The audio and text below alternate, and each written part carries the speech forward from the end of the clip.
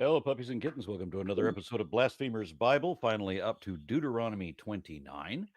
And we finally got, we almost had Lilith back from the UK, but there she is. What? Nope, maybe.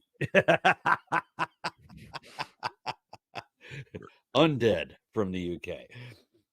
All right, welcome, Mark. You spoiled my entrance. I had the whole thing, just rise from the grave for the new year. Yes, very well done. Very well done. All right. So anybody have any opening commentary about this? We're going to try to be doing, I understand we're going to be trying to be doing 29, 30, and 31. That's definitely what we should be doing. Because Deuteronomy 32 is going to be its own thing, probably. There's going to be a lot to say on that one. However, we do finally get, I guess, the choosing of Joshua. Okay. Yeah, in chapter 30 there. 31, Absolutely. sorry. And I will have some interesting things to say about how evangelicals use that to brainwash their youth and youth groups, along with the Elisha story. It's really kind of creepy, but such is life, or the Bible. Okay. But at this point, I believe we're renewing the covenant, since I missed all the Dick Crushy bits. Yeah, you missed all the fun stuff. I know, I'm so sorry. It was bad timing, but there was nothing I could do. It sucks too. Like, I didn't even get to point out how hypocritical it is to say that any man who has been mutilated in the nether regions via crushing or cutting may enter the sanctuary, when you literally require them all to be cut at 8 days old. And if anything goes awry, because perhaps the priest has had a little too much holy wine, then they're cut off forever. Bye. Yeah, it's a real shame that there's no internet in the UK. There was a better reason than that. I'm kidding. Okay, so who's reading today? I suggest Lilith because she wasn't here. Oh, very good. Yep. Fair enough. This is penance. Oh, it really is. It's the renewal of the covenant. We've lost one of our. Hopefully we'll come back soon. Anyway, so Deuteronomy 29, the renewal of the covenant again, because this whole thing has been about rewriting the covenant and renewing it, because we are so special we can never say things once. These are the terms the Lord commanded Moses to make with the Israelites in Moab, in addition to the covenant he had made with them at Horeb. Moses summoned all the Israelites and said to them, "Your eyes have seen all that the Lord did in Egypt to Pharaoh, to all his officials, and to all his land. With your own eyes you saw those great trials, those miraculous signs and great wonders, but were somehow not actually impressed by them in any way. But to this day the Lord has not given you a mind that understands, or eyes that see, or ears that hear. During the 40 years that I led you through the desert, your clothes did not wear out, nor did the sandals on your feet. You ate no bread and drank no wine or other fermented drink. I did this so that you might know that I am the Lord your God." Okay, Lawrence, you're in charge. Lawrence, you're in charge. All right, I'm in charge. Continue, Lilith. You're doing great. Okay. All right. Okay then. Okay, because the cat tangled himself up in something, so I should probably help him out with that. So wait, now we have the two people in charge running away, so no one's in charge. This is going to be messy. We're still reading, and I'm sure we can talk lots about how. Stop it, Isaac. You are not allowed to run away.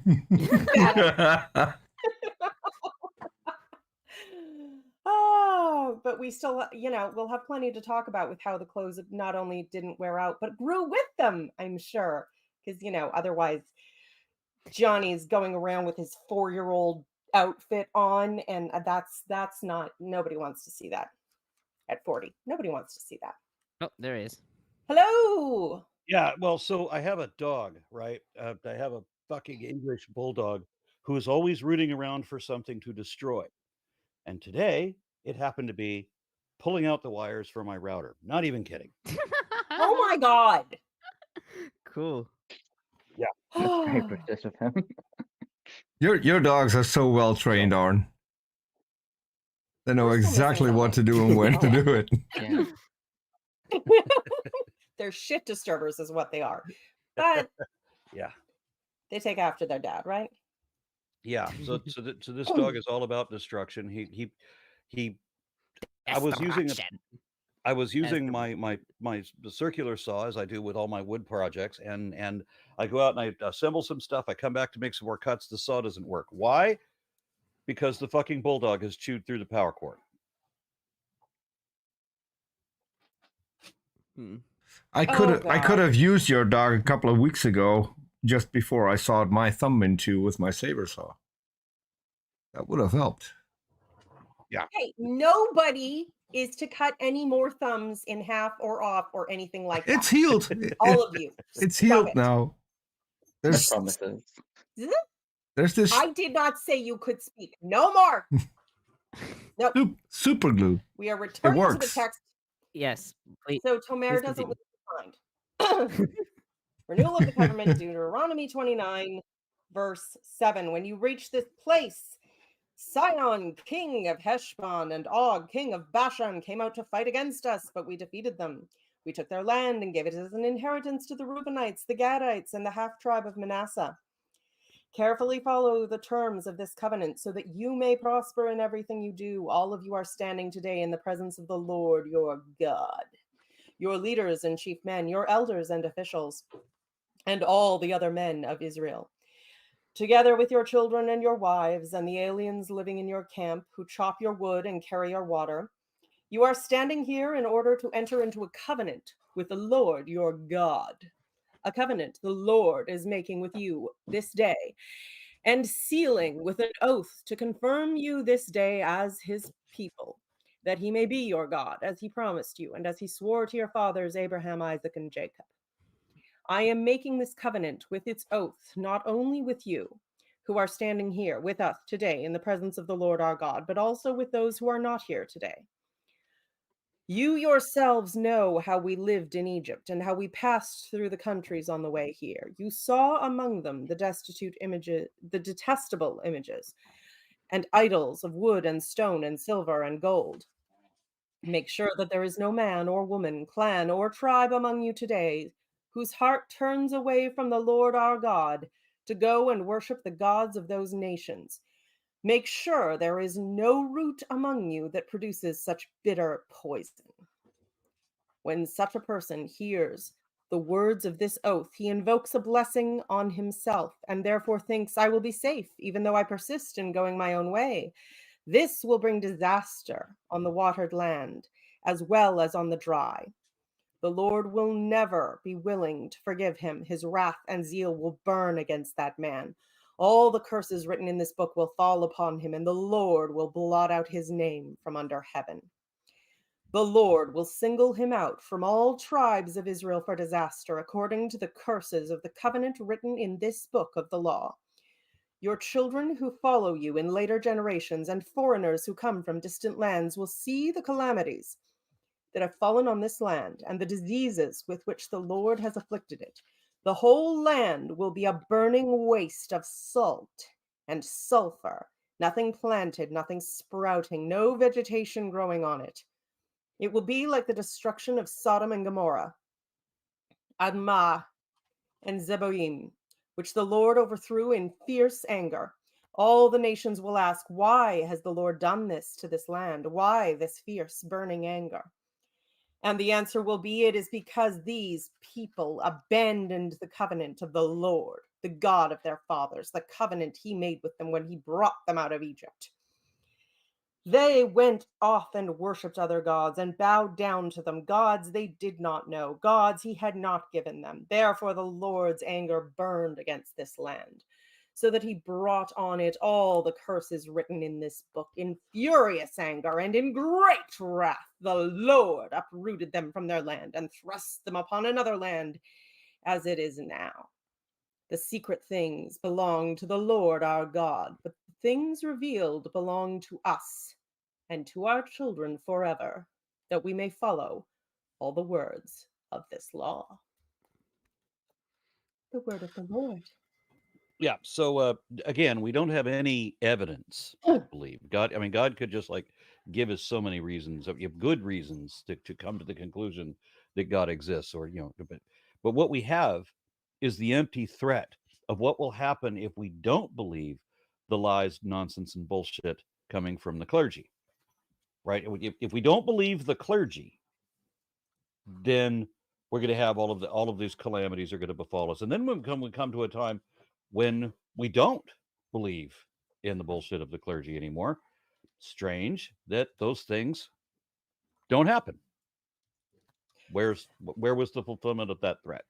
Well, I mean, so for this, I would say that it's not really about us. I mean, a whole bunch of stuff that people think is supposed to be about us is really isn't. not about us. No, yeah. this is for sure one of those things. You mean all those people who tell me that these exact prophecies are being fulfilled now? You mean those the people Christians? are fucking stupid.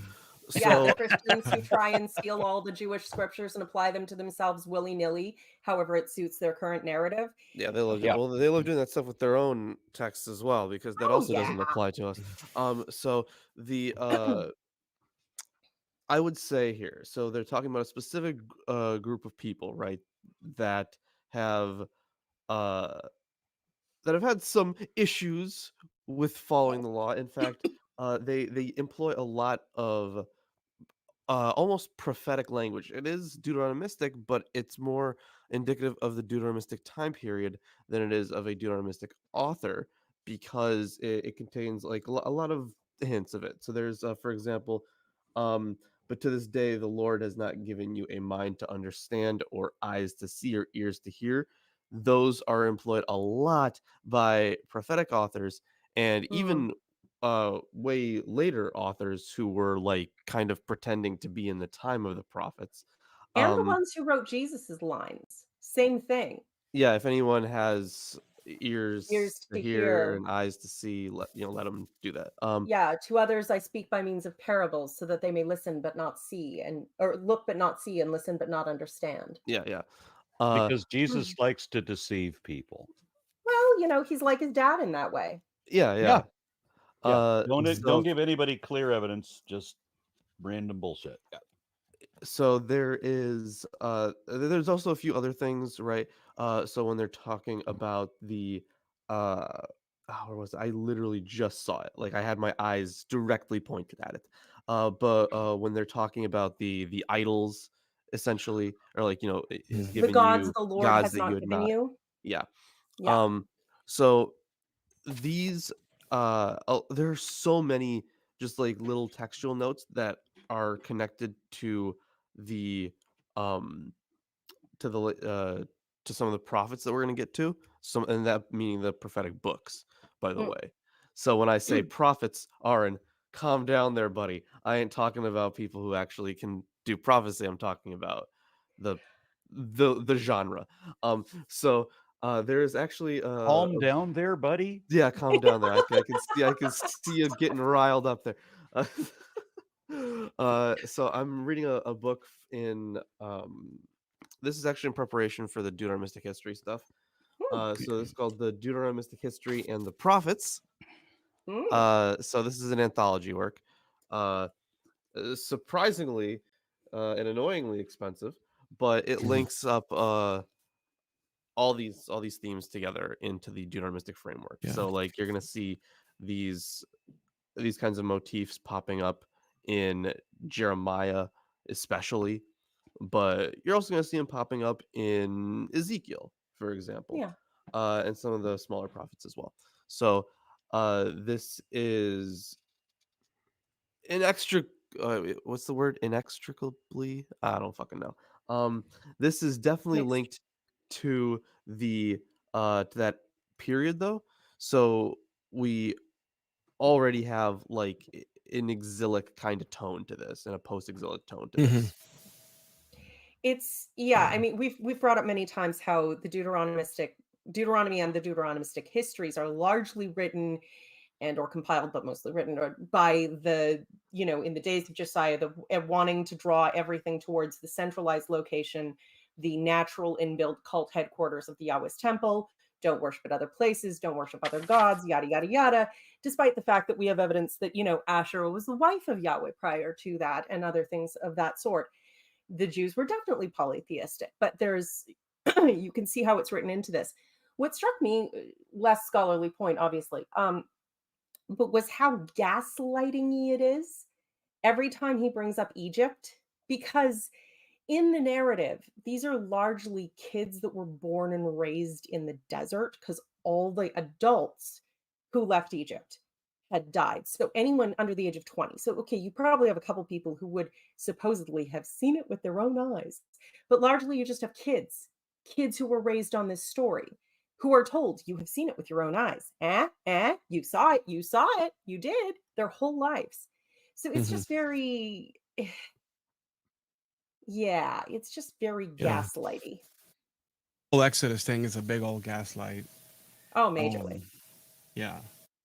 That clear sense where I get the impression that the author is well acquainted with the Exodus, like these exiles, and the land just dry and shooting people off into foreign lands, and then if you repent, then that's very much the message of the prophets. It feels like it is, and I think we forget that historically the job of prophets and priests has been to convince the people to worship God and therefore feed and clothe the priests, and to explain every time a disaster comes how it's because they didn't sufficiently feed and clothe the priests and worship God. And this has been seen all the way in ancient times in every religion and all throughout. I mean, John Calvin, when he was defending his theology, had to explain how an earthquake was not God's judgment against him because his theology was wrong, but God's judgment against the people for betting on the horse races. And it was because God loved him so much, because his theology was right, that he worked to correct them first. So this is why it's your fault that's just literally the job. Yeah. And then the other thing that I found really interesting, at the end, it's sort of like concluding, and better. Like, you have no, this is it's almost implying like there's an oral tradition. The words are written in your heart, I think is what it literally says. So. Yeah, I certainly use that motif a lot. Also, is it just me, or is Mark cutting out a lot? Yeah, I have noticed that too. Yeah. Okay. Audio issues. Could the chat jump in? Yeah. You haven't broken out enough that I couldn't tell what you were saying, but sound does keep dropping from Mark. He's cutting in and out a bit. Tell what you're saying, yeah. Okay, I'm gonna change computers, so I'll be. Okay. The first question of my troubleshooting would have been, do you have a dog? Or a cat. And Lawrence's cat got tangled up in his stuff. Yeah, got tangled up in something like some sort of sheet, I guess. I don't even know where he found that sheet, but it's there now. So it's his sheet. His sheet. Okay. All right, so I've got a couple comments to read. Somebody wrote in Japanese. I'm guessing that's Japanese. Kasai no aisakurimu. That is the transcription, which means ice cream fire, according to Google Translate, or fire. According to Google Translate. Yeah, that's the best. Tomer impressed the fuck out of me that you can read Japanese. And we all know what happens to signs in China when they use Google Translate. The internet is full of them. This is completely butchered. It's more like ice cream of the fire ice cream. Yeah. Okay, we all scream for ice cream. Is that what it's saying? No, it's just metal. It's metal as fuck. It's fire. fire. If you can explain the meaning behind the name, be in the chat. Okay, but anyway, the question is, according to Francesca Stavrakopoulou's book, God and Anatomy, the Jewish God is actually 2 feet. No, it's the Jewish God Strong has relation to the Ugaritic culture. I just had to finish the Jewish God has 2 feet. Yeah, I've read the book. It is quite good. I thought I was gonna ask, you mean he is 2 feet? He's not 2 feet high. He's 2 feet long. It has. He also has hands and arms. Like, yeah, it's not just a strong relation to Ugaritic culture. It's a strong relation to a whole bunch of other ones that are Mesopotamian in general. Yeah, because their gods did have bodies. In fact, on Friday Apocryphal podcast today, or not today, yesterday, if you guys watched it, we talked about how God has tits that he can milk people with. So the gods have bodies. We're reading the Odes of Solomon, and they get kind of crazy. Literally Ooh. holy tits. Yeah, holy tits. Holy tits. Okay. I would have thought the holy tits would belong to Asherah and he would be milked in other ways. But yeah, they very much, the gods were made in our image. And so they, may be terribly, terribly spiritual, but they still have forward facing binocular vision and, seats were made for asses. So yeah. Yeah, damn straight. Then the we have next someone comment is new from on the. the We have next someone comment is new from- on the panel. Yeah, no, I'm usurping apostate Anne. Hopefully that audio sounds better. It does, yes. All All right, right. very good. Then Jessa says, "Is it just me, or does this say that at this point they're still polytheists? Like he's saying, worship Yahweh and not the others, not that they don't exist." Right. Yes. They've actually said that a bunch They so have far. Yeah. I think the comment was made before we got into the whole, writing out of Asherah, blah, blah, blah, blah. But yeah, it's 100%, you don't forbid something that nobody's ever doing. Right. So Absolutely. they spend a hell of a lot of time forbidding the worship of other gods. It's almost like everyone was doing it. Yeah, Well, my favorite example of this is a very real life one. When, because I used to work at Jimmy John's for like a while. I was a GM there when I was like 19. So that was like what 10 years? That was a while ago. Okay. So there was this rule when you were getting hired, and it popped up twice in the rule book. One time in all caps. It was "Don't poop in the mop bucket."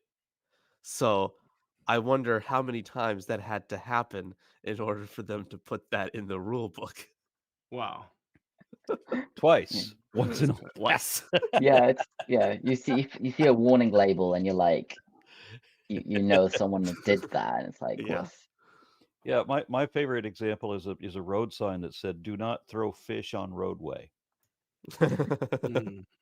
Why? And then things that like certain warning labels on like power tools or whatever, do not insert in anus and that sort of thing. Yeah. Okay, well that's just the bad advice. Okay, I think America has a lot. In fairness, according to the EMT guy on TikTok, literally everything ever has been shoved up someone's anus. It just he literally just, most of his videos are stitches of looking at something and him going. Okay. Yeah, I think America has a lot more of these warning labels because if Yeah, there I is know. We one, know people. We don't have any of I'm not those. trying to say they're more stupid. I'm not saying they're more stupid. I mean, they are, but that's not the reason. There's a reason it was they all have the these left thing. warnings, Isaac. There is a reason. No, I think it's more to do with what's the name? People suing each other, right? Well, Yeah, and the fact there's that no warning. nobody's willing to just go, why the hell would you do that, dumbass? They're not putting suggestions on there. Someone has done it, and then they decide to make a warning. So it's not suggestions. Only because somebody then tried to sue over it. Yes. Yeah, it doesn't say on this app. It doesn't say anywhere on this arc lamp that you must wear goggles or whatever. When I bought these stereo speakers, they had this little packet inside, and there's nothing in there that said not to eat this. So I ate it. Came with a small, indescribable synthetic material that tastes of nothing but plastic. Everything electronic comes with a snack, Arn. Everyone knows that. Yeah. Okay. So are we ready to move on to the next chapter? Oh I was going to ask actually our Jewish panelists about, I think I did ask this another time, but this is the one where it specifically mentions that the clothes didn't wear out. No, I think we heard that before actually. Yeah. Yeah, I think I mentioned about the clouds of glory. I did. Laundered their clothing and Laundered their, and then the angels just took the little bits of material that had been worn off by the desert sand and stuck all the atoms back on and sewed on their buttons in the night. But did little Johnny's clothes grow with him, or was he around at 40? Just kind of. Rashi says that they grew, that their clothes grew with them like snails. Okay. Yeah. All right. Like so snails. magic. Yeah, they like imagine kids who grew up like that and then suddenly got to the promised land. It's like, oh no, you actually have to learn to sew your own shit. Yeah. I mean, I think that's interesting because if ultimately this clothing is sort of like dried up vegetation, right? Isn't it like fibers and all that stuff? So if this is a God who's in control of everything regarding all things agriculture, then it would make sense that your clothing would just, remain perpetually new or whatever. Oh, it might have been wool too, because they did have the animals for wool. But yeah, I don't. It's it sounds a bit like spontaneous generation, a bit like your clothing just grew. Oh yeah, I mean that's how snail shells grow, right? It's just material comes from nowhere. Yeah, and you have animals like snakes that change skin and all that, and they seem to be rejuvenating somehow. You have angels following them around and just fixing, mending on the way. Well, they needed to try it out, right? Learn a new skill. But So Summer, you got the commentary? Sure do. So with previous chapters as well, the ordering between the Hebrew Bible and the Old Testament are shifted. Verse 1 in the Old Testament is actually 2869 in the Hebrew Bible. So when I say verse 1, which is verse 2, something like this, verse 1, which is, I say if the verse in the Old Testament, which is the verse in the Hebrew Bible. So I'll start on verse 1, which is 2869. The Masoretic text places this verse at the end of chapter 28 and uses it as a subscription, which concludes the covenant made in Moab. However, Septuagint, Vulgate, and Peshitta place this verse in the beginning of chapter 29, viewing it as a superscription for what follows. Tigay and Lundbom take this verse as a subscription. Nelson thinks that the verse serves a dual purpose, referring to previous material while also pointing forward and initiating what follows. Verses 2 to 9. Versatile. Yes. Terribly. Verses 2 to 9, which are 1 through 8, Nelson comments, this section is formulated primarily in second person plural, with 2 shifts to singular in verbs that describe Israel's experience. Verses 2 and 4, which in the Old Testament are 3 and 5. Verses 1 through 8, in the Old Testament 2 to 9, are shaped as the literary, rhetorical format of an argument from history. Compare 4:35 to 40, 7:7 to 11, and 8:2 to 6. Remember what Yahweh has done, know what this implies, and then apply this by keeping the commandments. Verses 1 to 3 and 4 to 6, which in the Old Testament are 2 to 4 and 5 to 7, have similar structures, each starting with the past and ending with the present, this day and this place. Within this shift from past to present comes a declaration of what Israel could not know or was to know from their experiences. The generations merge. All are addressed as having experienced the past from Egypt to the victories over Sihon and Og. All are challenged to obey the covenant. Verse 3, which is 4. Tigay, want to say something? Oh, I was just pointing out how great it is that the slaves who hew wood and carry water are also making this covenant. Not like they get any choice in it. Do you have anything about that in? I mean, what verse is that? I'm guessing you haven't got to that bit yet. Yeah, I'm guessing you have commentary on that on verse 10, right? Yeah, sure. I think. So okay, I'll wait until you get to it. Okay. Verse 3, which is 4, Tigay comments, Moses' statement that God has not given Israel the capacity to understand its experiences has puzzled commentators. If it means that the perception necessary to understand the religious meaning of historical experiences, even miraculous ones, comes only from God, how could God have held the rebellious Exodus generation responsible for its faithlessness? Such a view would seem to deny freedom of will and to conflict with verses which imply that the events of the Exodus at Horeb clearly taught Israel God's power, as seen in 432 to 40.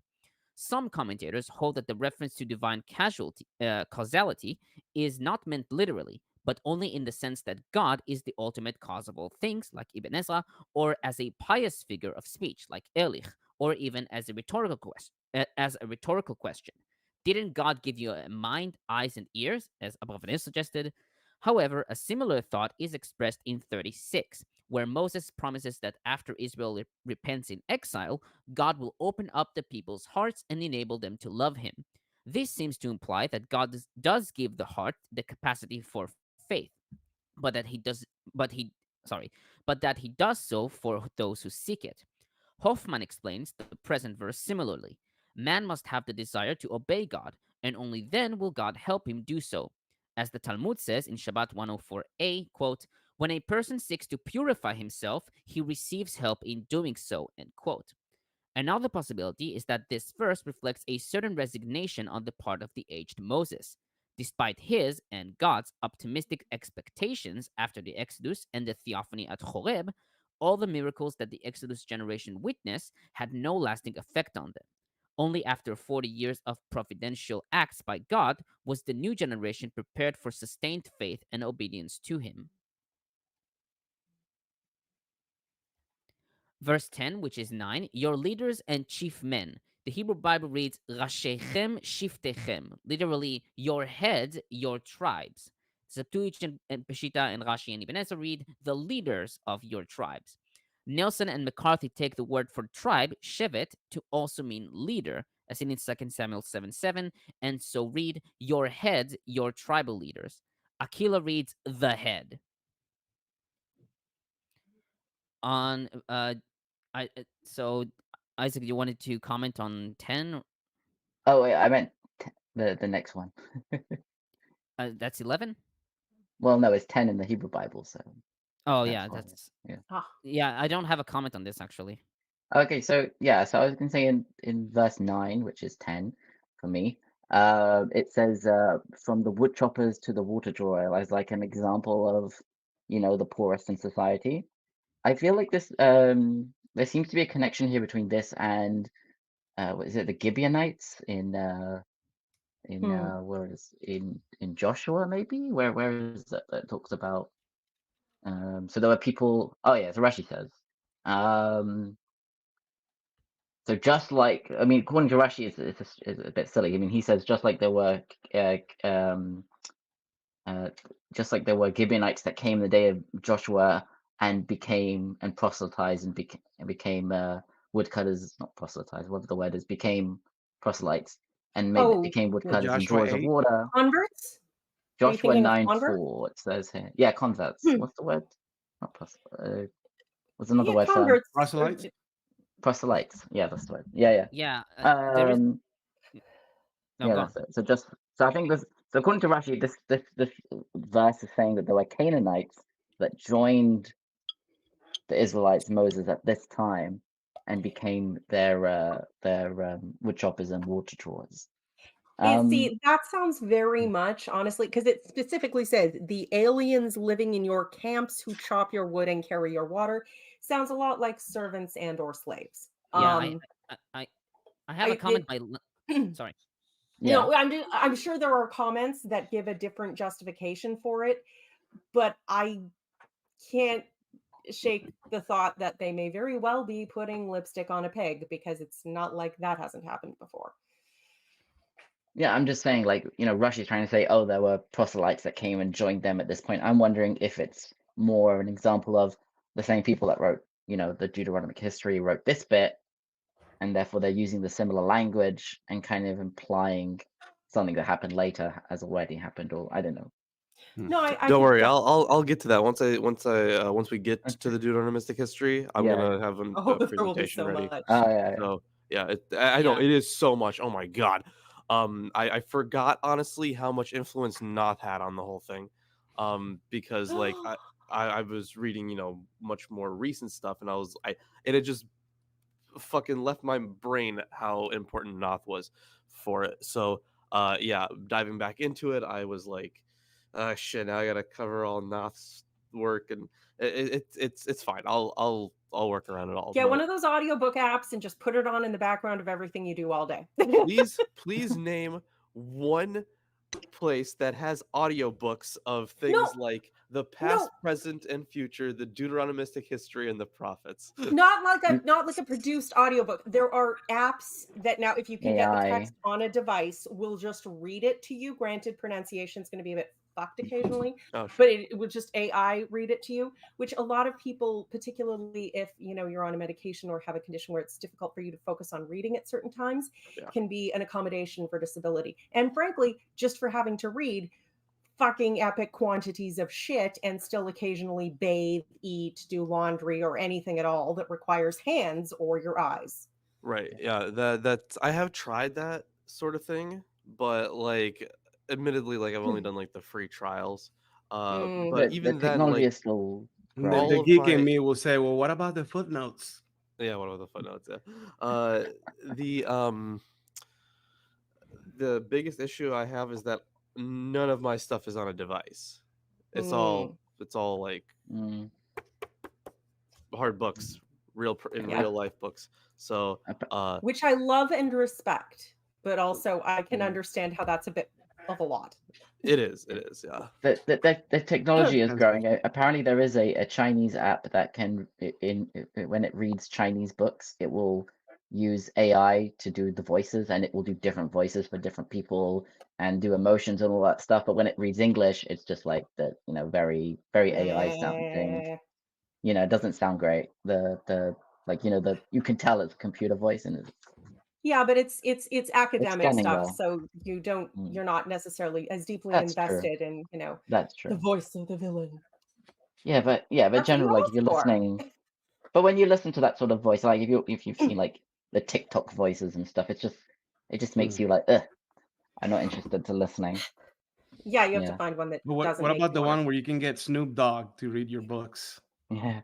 All I need is an AI that can pretend to be Stephen Fry, and I might listen to like a fiction book if Snoop Dogg was reading it to me. I would listen to a lot of things if Snoop Dogg was reading. Or, I mean, obviously, there's the standard, but Stephen. I need to download. I need to download what somebody else is pointing out to me, that there's available a Yoda GPS. So turn left, you will. Yes. Oh, who's the actor who did March of the Penguins? Oh, perfect voice. The man with the perfect voice. Black man, older. Morgan Freeman. Yes, thank you. I'm blanking on his name. We need Morgan Freeman reading everything. I will listen to anything read by Morgan Freeman. Well, yeah. The amusing thing is he probably wouldn't take part in the Bible. He's an atheist. Hey, hello. But he did make a really good God in Bruce Almighty. I think we are back.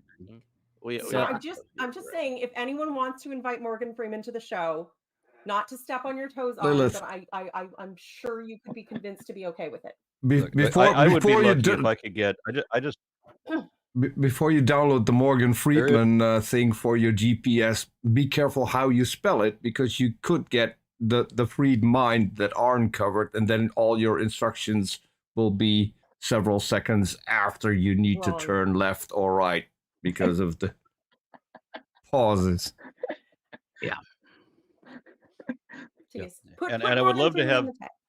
I would love to have Samuel L. Jackson for just one chapter of this, and everybody knows what chapter it is. Yes. So I wanted to mention that you mentioned the Gim Night. So Lundbom writes, another group of aliens resident in Israel who are required to perform menial tasks. After Israel was settled in Canaan, the Gibeonites were condemned to cut firewood and draw water after deceiving Joshua in a ruse to make peace. In Joshua 9, verses 21 to 27. So that's Yeah. Okay. Is it? Are you done with your commentary? No. So on verse 12, which is 11, an oath. In Hebrew, it's Allah. The word can denote a swear or curse, according to BDB Dictionary. Tigay writes that this is a type of curse that befalls upon a person who breaks the covenant, as seen in Genesis 26:28. He writes that the combination covenant and oath, in Hebrew Brit ve'Allah, serve as a hendiades here and in verse 13, meaning a covenant guarded by imprecations, referring to the curses detailed in chapter 28.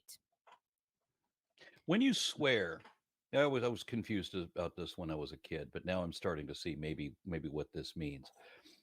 These people can give prophecies; they'll just say that something will happen. You know, that the great wealth will fall upon you, and you're not necessarily prophesying that. You're swearing that, which is effectively going to cause it to happen. Is that the way that? So one concept that I get from antiquity, this is from the Babylonians, is that there's a sense in which, and I think this is from the Enuma Elish, that knowing the name of the god grants you the power of the god.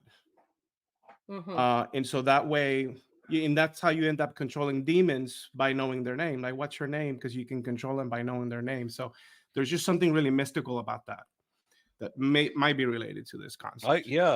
I've never thought that myself. Well, no, but it was an ancient concept in a lot of different cultures, and across, not just in the Levant, like China, I'm pretty sure had something about knowing true names and using them for particularly spiritual beings and exercising control. And it was supposed to be like a natural counterbalance to the fact that they had way too much power as supernatural beings. But yeah, it's for me, it like if you take this in the narrative that I was fed it as an evangelical child, where you have all these promises made by God, as opposed to justifications made by priests, which is what is actually happening. I have to agree with Ingersoll. God never he made thousands of promises to his people, and he never kept a single one.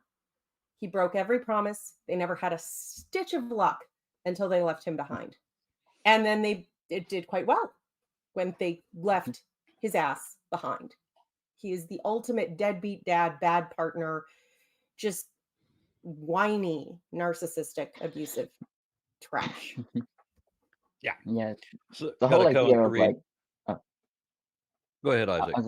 I was just saying, like, the whole idea of like, speaking something makes it real is very evident, like with the God spoke and created, or like abracadabra, avada kedavra. These all mean like, if I speak something, I can create or destroy or whatever. Like, so like speaking of prophecy is, I think I read something recently, and I mentioned it in the Discord, that there was this belief that dreams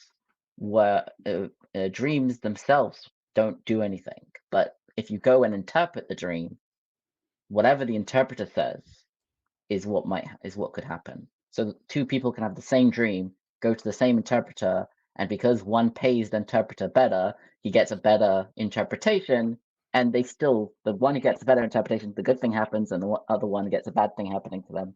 And it's dependent on what was said, not what they dreamed.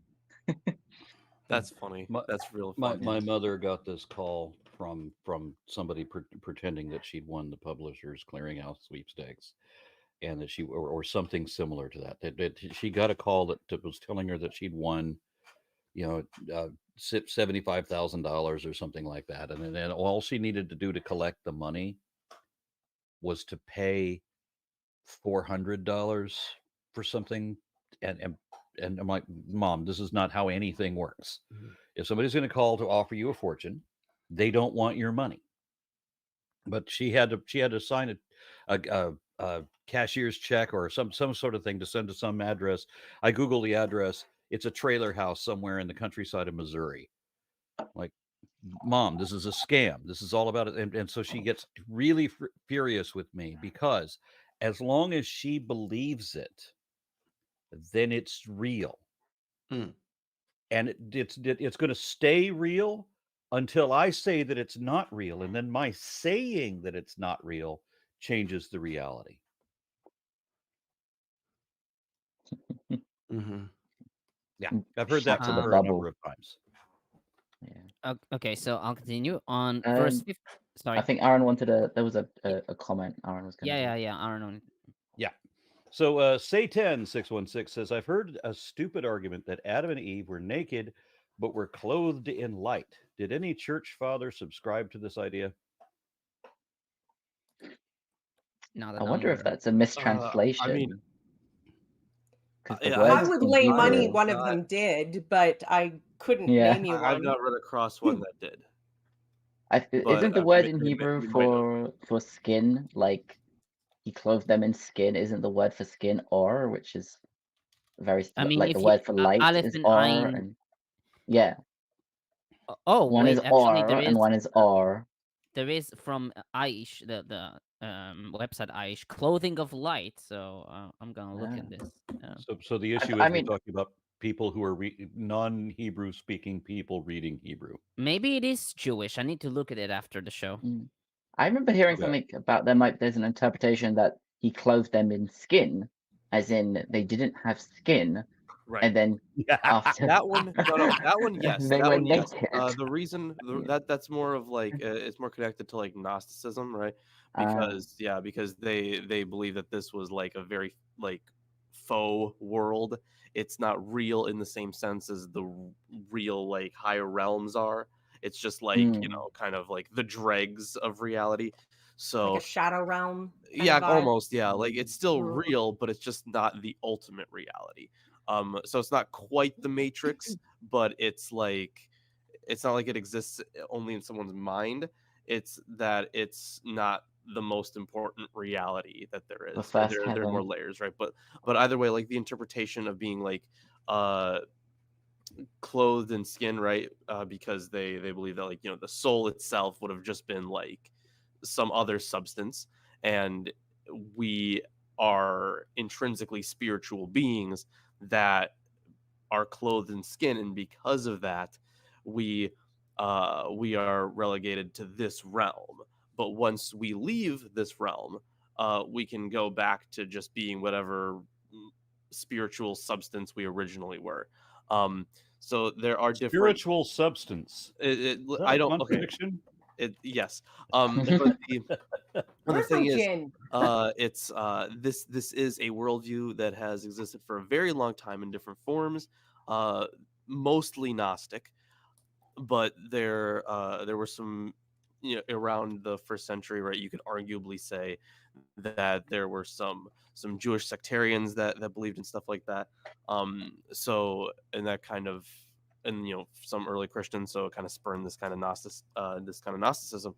And yes, that was a very real interpretation. And then in some cases it gets a little crazier, in some cases less, but that's like a very baseline thing that everybody loves to belong to the Gnostic cults than just have the secret knowledge of the whatever. There were so many versions of it. But it's it's nice to feel special. They were sort of like conspiracy theorists, but instead of the birds are fake and watching you via little teeny CTV cameras in their eyes and recharging on, it was that you had special secret knowledge that could magic you up to higher spiritual dimensions. Not just that, like they were like, well, this current god, the god of this world, actually kind of sucks. And then they wrote like narratives about how the god of this world sucks and how he's only like basically a demigod in this. It would be the demiurge, right? But he's basically a demigod amongst other higher beings. So he's a Mormon. Kind of. I was thinking that's a good one. But the way Aaron put it, that the Gnostic, that he was born of an abortion of darkness and chaos when the goddess tried to make a god on her own without the male counterpart of the divine. And boy. I mean, it's kind of close to that, but they did have the male counterpart, except they're in one of their texts on the creation of the world. Sophia actually births what would be Yahweh. And the way that she gets impregnated by this higher god is she stares into his eyes. That's the whole sex scene. It was gearing up to be a real hot, steamy scene between two divine beings, but no, we got intense eye staring. Oh my god! Anyways, I think where it gets really hot is in the bow cycle. I find that really interesting.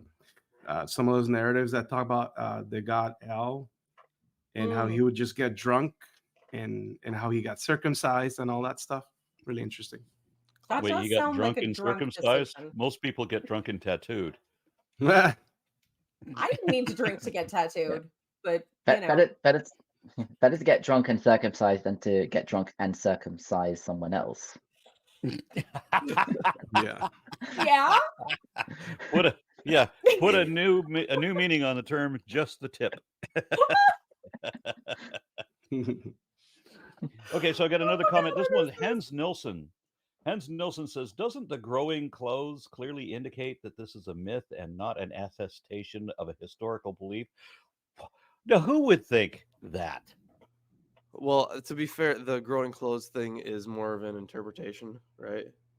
More than a literal. No, the literal thing does say that the clothes didn't wear out at least.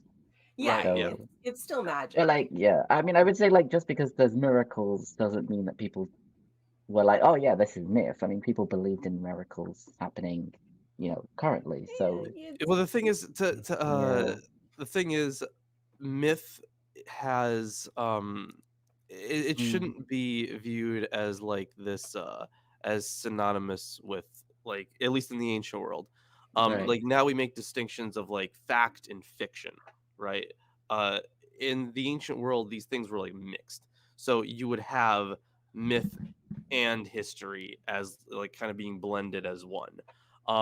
Now, do I think it was literally true that their clothes did not wear out? No, I don't even think this part of like this whole Exodus thing happened. But the things that they believed about their ancestors maintained more of like the feeling, or the not the feeling. What is it? The flavor, general vibe, like they believe things about their ancestors literally that they would write into mythic tales about them. Yeah. So you kind of have to read between the lines to get their. I've seen that happen even within my own family. Oh yeah. Yeah, I'm sure. Yeah. Somebody dies, and then right away we get all the mythic fucking tales. Oh yeah, about how wonderful they were. Yes, like that stuff. That kind of what is it? Man, I'm forgetting so many words right now. You just either need way, to speak I do. You're right, actually. Which, by the way, I have to commend you, because I love your dedication to this.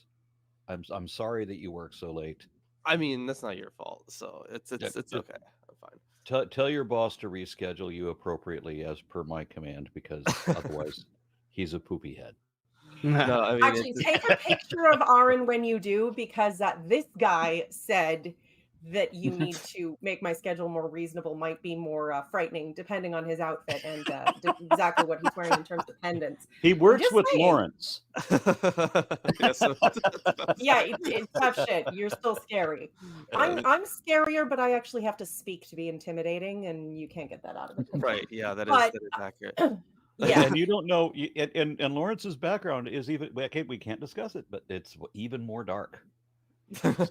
There's a difference between what is truly threatening and what is perceived as threatening, and at the moment he needs the perception more than the reality. I mean, either way, like I'm cool with because like I'm generally a night owl anyways, right? So like I'm cool with working late.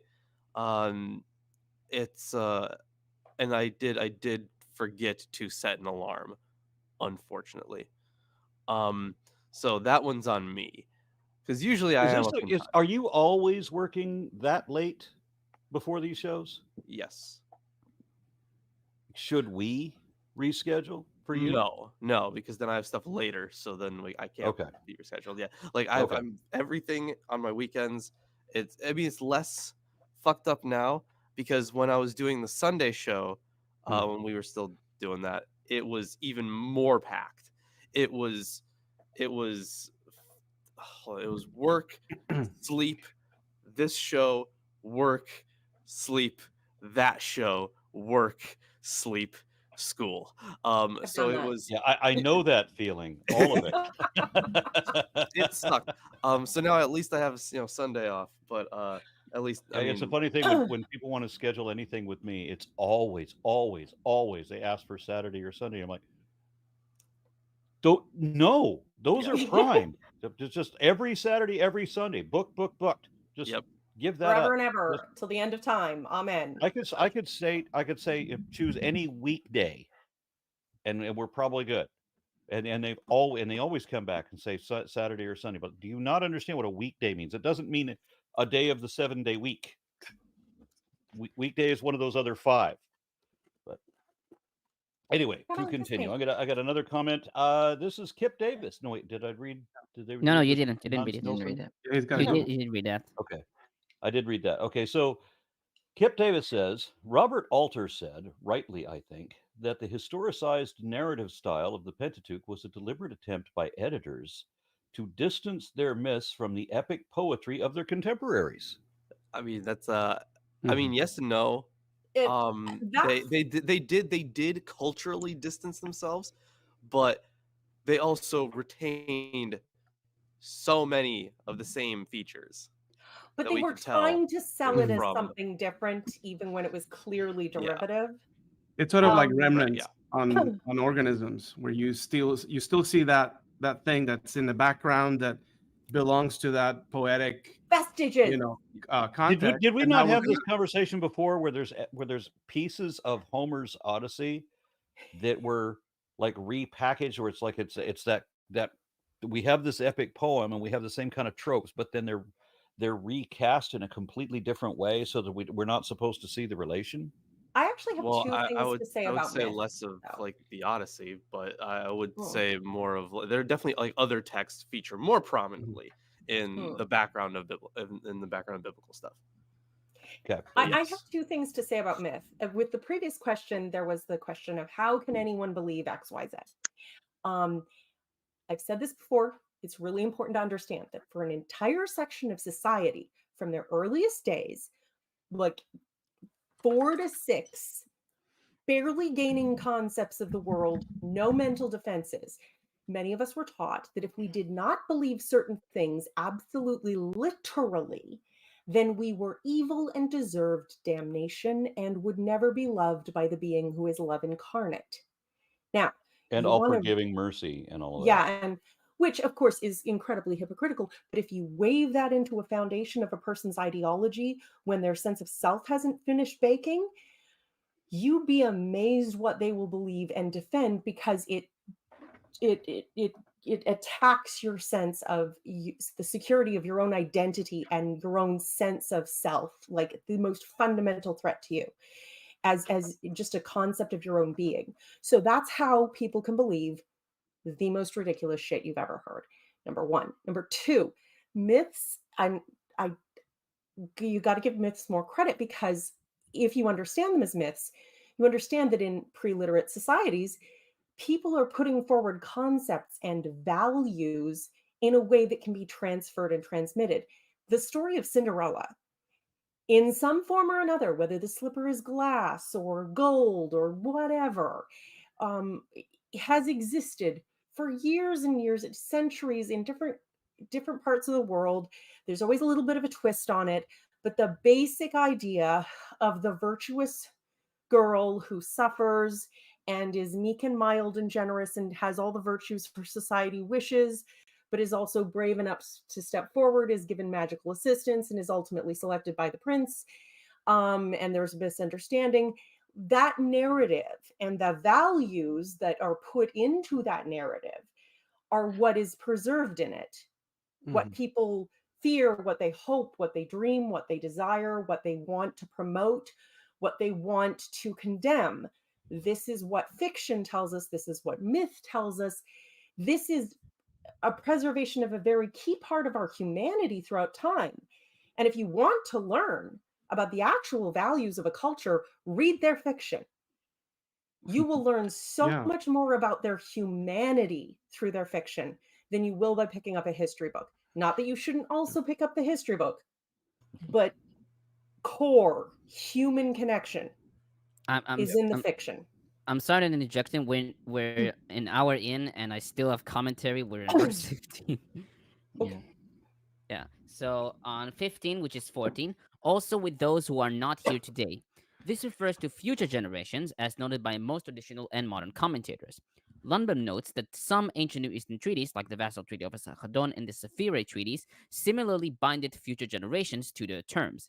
According to Midrash Tanchuma Buver Nitzavim 8, this refers to all those who were spiritually present, i.e., the souls of all future generations of Jews and of proselytes, according to Bechol Shor. Yeah, there's two things. One is like, yeah, that proselytes are their souls are like, it's already known that they're gonna convert, and so they've got this like special soul from birth. It's an interesting concept. I don't want to get too much into it. And then the other thing was that I think Ibn Ezra says like it's not these the idea that the souls were there is a false idea. It's just a language to say people who will be born in the future, not the people that are not here because they are here. Yeah, he writes. Right, yeah. He writes. It is not to be interpreted as those who say that the spirits of the coming generations were there. Well, there isn't. I think I was taught, as a child, like the idea that all the souls, not this chapter, but at Mount Sinai, that all the souls of the future generations were there to hear and accept it. Yeah. So it's like you already accepted these commandments upon yourself. Like, oh, okay. Yeah.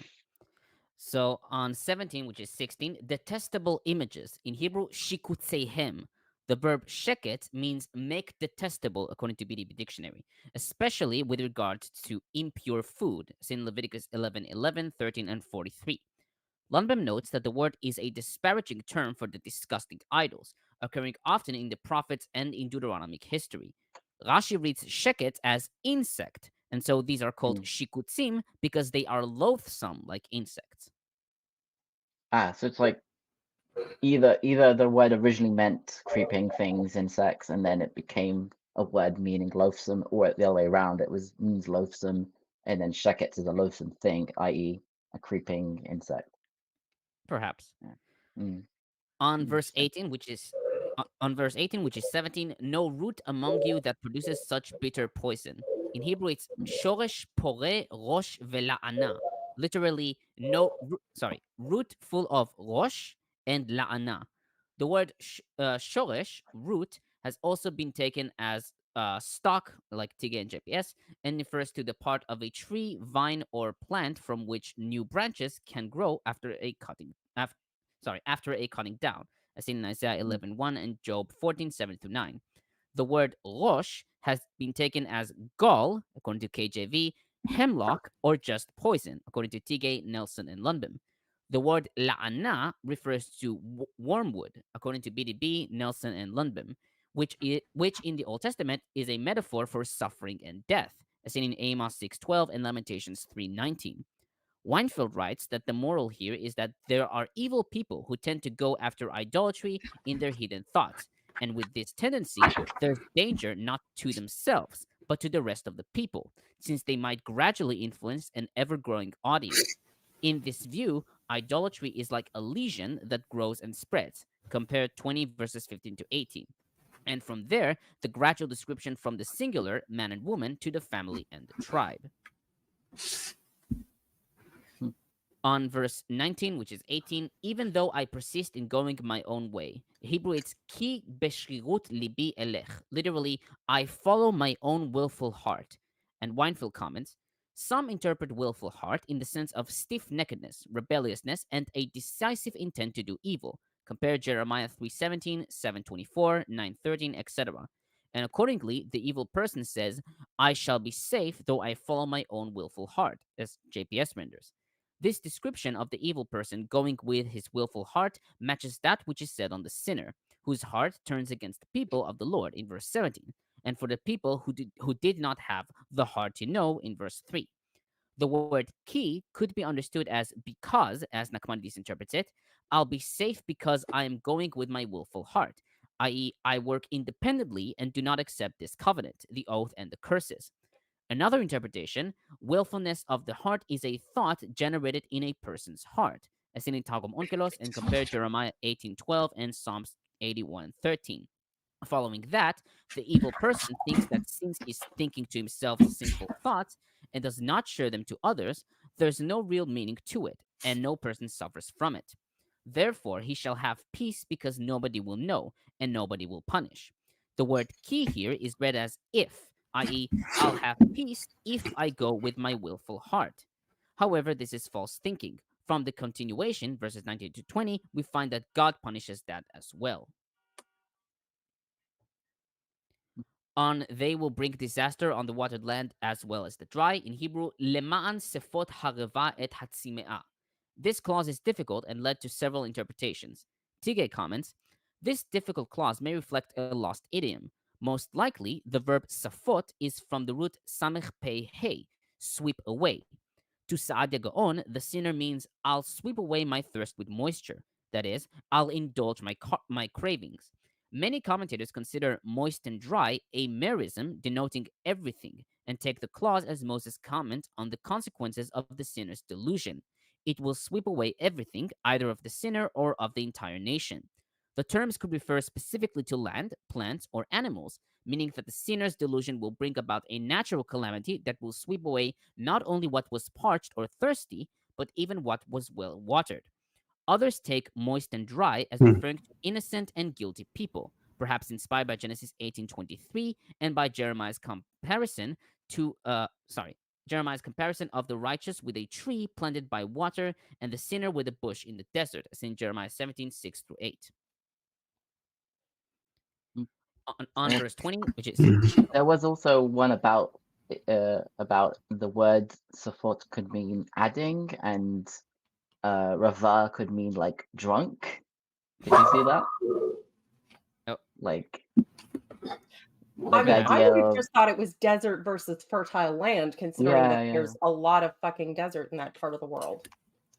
I mean, I think what might be in view here is a plant. Like if you look at a plant, you're going to have times where things are going to dry out, or if there's some sort of pest or fungus that attacks it, you're going to cleave off it, cut off. But in this case, it's saying like, if you don't do what he says, not only is he going to get rid of the bad stuff, but all of it may just have to go. Yeah. Okay. And then applying that analogy to the nation. Okay, on verse 20, which is 19, his wrath and zeal will burn against them. In Hebrew, it's Ye'eshan af Yehovah v'kin'ato. Literally, Yahweh's anger and jealousy will smoke, as rendered by the Peshitta and KJV. Usually, the term Yichar af Yehovah is used to describe the Lord's anger and is rendered as such by the Samaritan text. Ibn Ezra reads, the fire of God's anger shall bum him to the point where the smoke will be visible. And will bum him. That's what the translation uses. How's that spelled? B-U-M. Yeah. Okay. So origin in I don't see how that's a negative. What exactly word, does it mean to bum someone? I don't know. Let's continue. Well, in England, it means to. It can mean two things. It can either mean to sodomize, or it can mean to ask for something. Can I bum a fag off you? Means can I borrow a cigarette? Yeah. Okay. Well, listen. To be a bum is to be a person asking for charity, like a homeless person.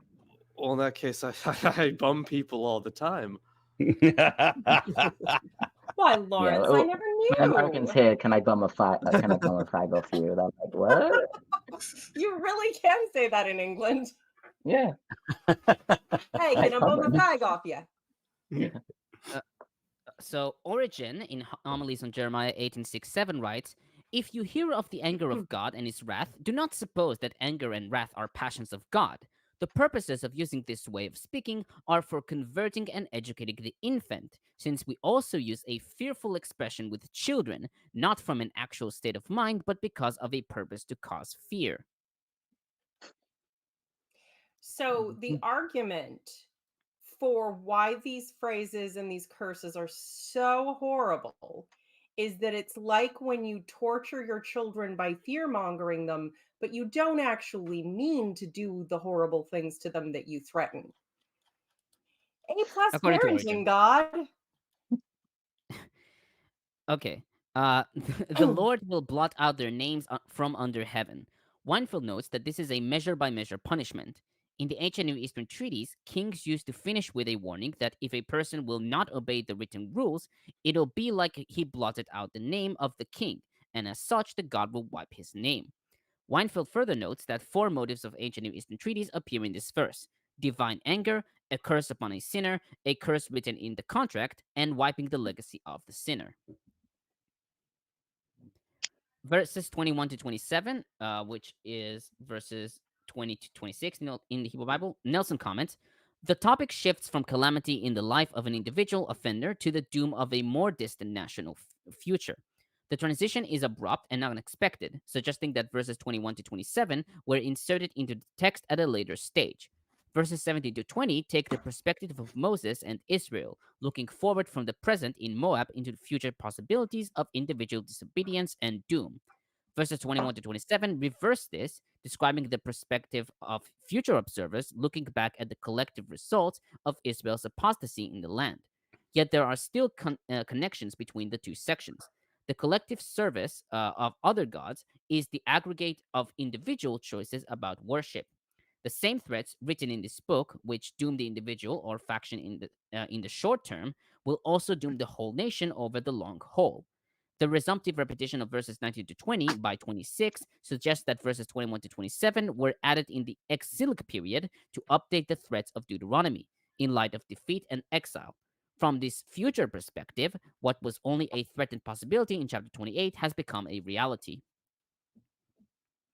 Oh, yes. I forgot to ask you, Lawrence, about the D2, what the current state of scholarship is with like a second Deuteronomistic or D2 in which has been hypothesized to weave through the later chapters of Deuteronomy here in some cases. Yeah, it's, I mean, I think that there's almost certainly a pre-exilic one, and then there was an exilic one or a post-exilic one. Honestly, this one can go either way. This is something that has been hypothesized for a while, right? And even like independently. So there are certainly a lot of ideas, but it was certainly done in at least 2 parts.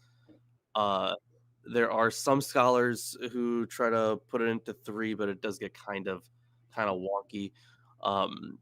And there are some other explanations for some of the stuff that you'd expect to be pre-exilic, like Van Setters argues that, like, the dynastic promise, for example, which seems very pre-exilic, was instead a post-exilic, like, hopefulness sort of thing. But I'm not even sure if I don't even think that follows. And the thing is, I still have quite a lot of reading to do on the more modern Fair stuff. enough. But yeah, there were it's very much 2. There's certainly at least 2. Later. Yeah. Okay. Well, that's good. It seemed like a text they would want to at least, put a little bit of gloss on for their own purposes by the time we come to the post-exilic, canonization. But they have left large portions of it apparently intact, as far as I know. So that's remarkable. Nothing is left quite as intact as Deuteronomy. So there was like Deuteronomy is linked to that stuff, like, very clearly. So you could say that part of it is like the Deuteronomistic history in a way. It does get it gets very convoluted. In fact, like, if we include like later redactors too, then you wouldn't really call those like a Deuteronomist. They're just people who are writing little glosses, and it does get very very iffy to the point where it's like, is this too complex of a model? Right. At some point you have to bring in Occam's razor, but right. I mean, it's a forensic reconstruction, and I think it's healthy to have a couple of different perspectives on where certain things could be. But in fairness, we can only cover so much. And I'm sure anyone can find any, batch of 3 to 5 verses and find 75 different scholars who have been arguing for the past 100 years over how exactly the breakdown of the sourcings of them are. So I was just wondering about that. I mean, you could title a book, you could write a book, The Truth About the Bible, and you can make everything that you say in it what you sincerely believe to be the truth about the Bible. And the problem is that dozens or hundreds of other people could write books with that title with completely different information. Yeah, but there's a difference between an informed opinion and just I want to believe it this way opinion. With scholars, well, you think you're aware that there's a difference. But I've met people who think that if they believe something hard enough, reality will change. Yeah, that's the thing is that persists even in like some. I don't even. I guess it's technically secular, but like it still maintains like that air of spirituality to it. And I'm like, this is just vulnerable. Yeah. It's a copium, but everyone's vulnerable to that. And that's the virtue of the scientific method, is that it recognizes the weakness of our own psychology and works to combat it. But I thought this was beautifully illustrated in The Hitchhiker's Guide to the Galaxy, where how you fly was when you fall and get distracted so that you don't hit the planet because something distracted you. So you forgot to hit the planet, and so you went off someplace else. Whoops. And missed. You Wile E. missed Coyote. the planet. It's Wile E. Coyote all over again. Oh, but I will say definitely... this. Sorry, just one thing. I swear it's short. People, certainty sells. People love to hear 100% certainty that this, that, or the next thing, the truth about the Bible, the absolute, blah, blah, blah, blah, blah. But a person who knows what the fuck they're talking about and isn't lying out their ass will never use those terms. They will say, it is most likely that there's a significant probability of this. These are the two most reasonable ideas based on what we know at the time. They'll use complex language because reality is complicated, and 100% certainty is for children and con men.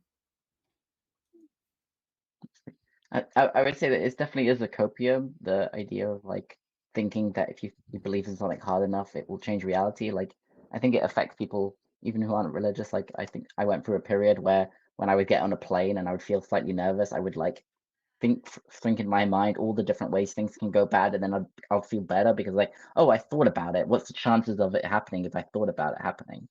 It's very silly, but I had to deconstruct, I think, from that. Okay, so I'll continue. Verse 22, which is 21, Tigay notes that Chazal took this verse as a prophecy against the kingdom of Israel and the 10 tribes who were exiled to Assyria.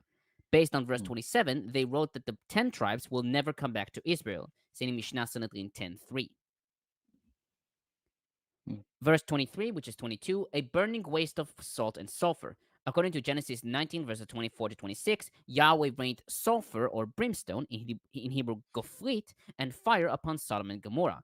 Since salt and sulfur don't burn the ground by fire, Tigay writes that this should be taken figuratively.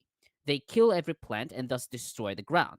He also notes that in antiquity, conquerors used to spread salt and other materials on certain conquered cities, especially due to treaty violation, in order that they'll never be settled again, compare Judges 9:45.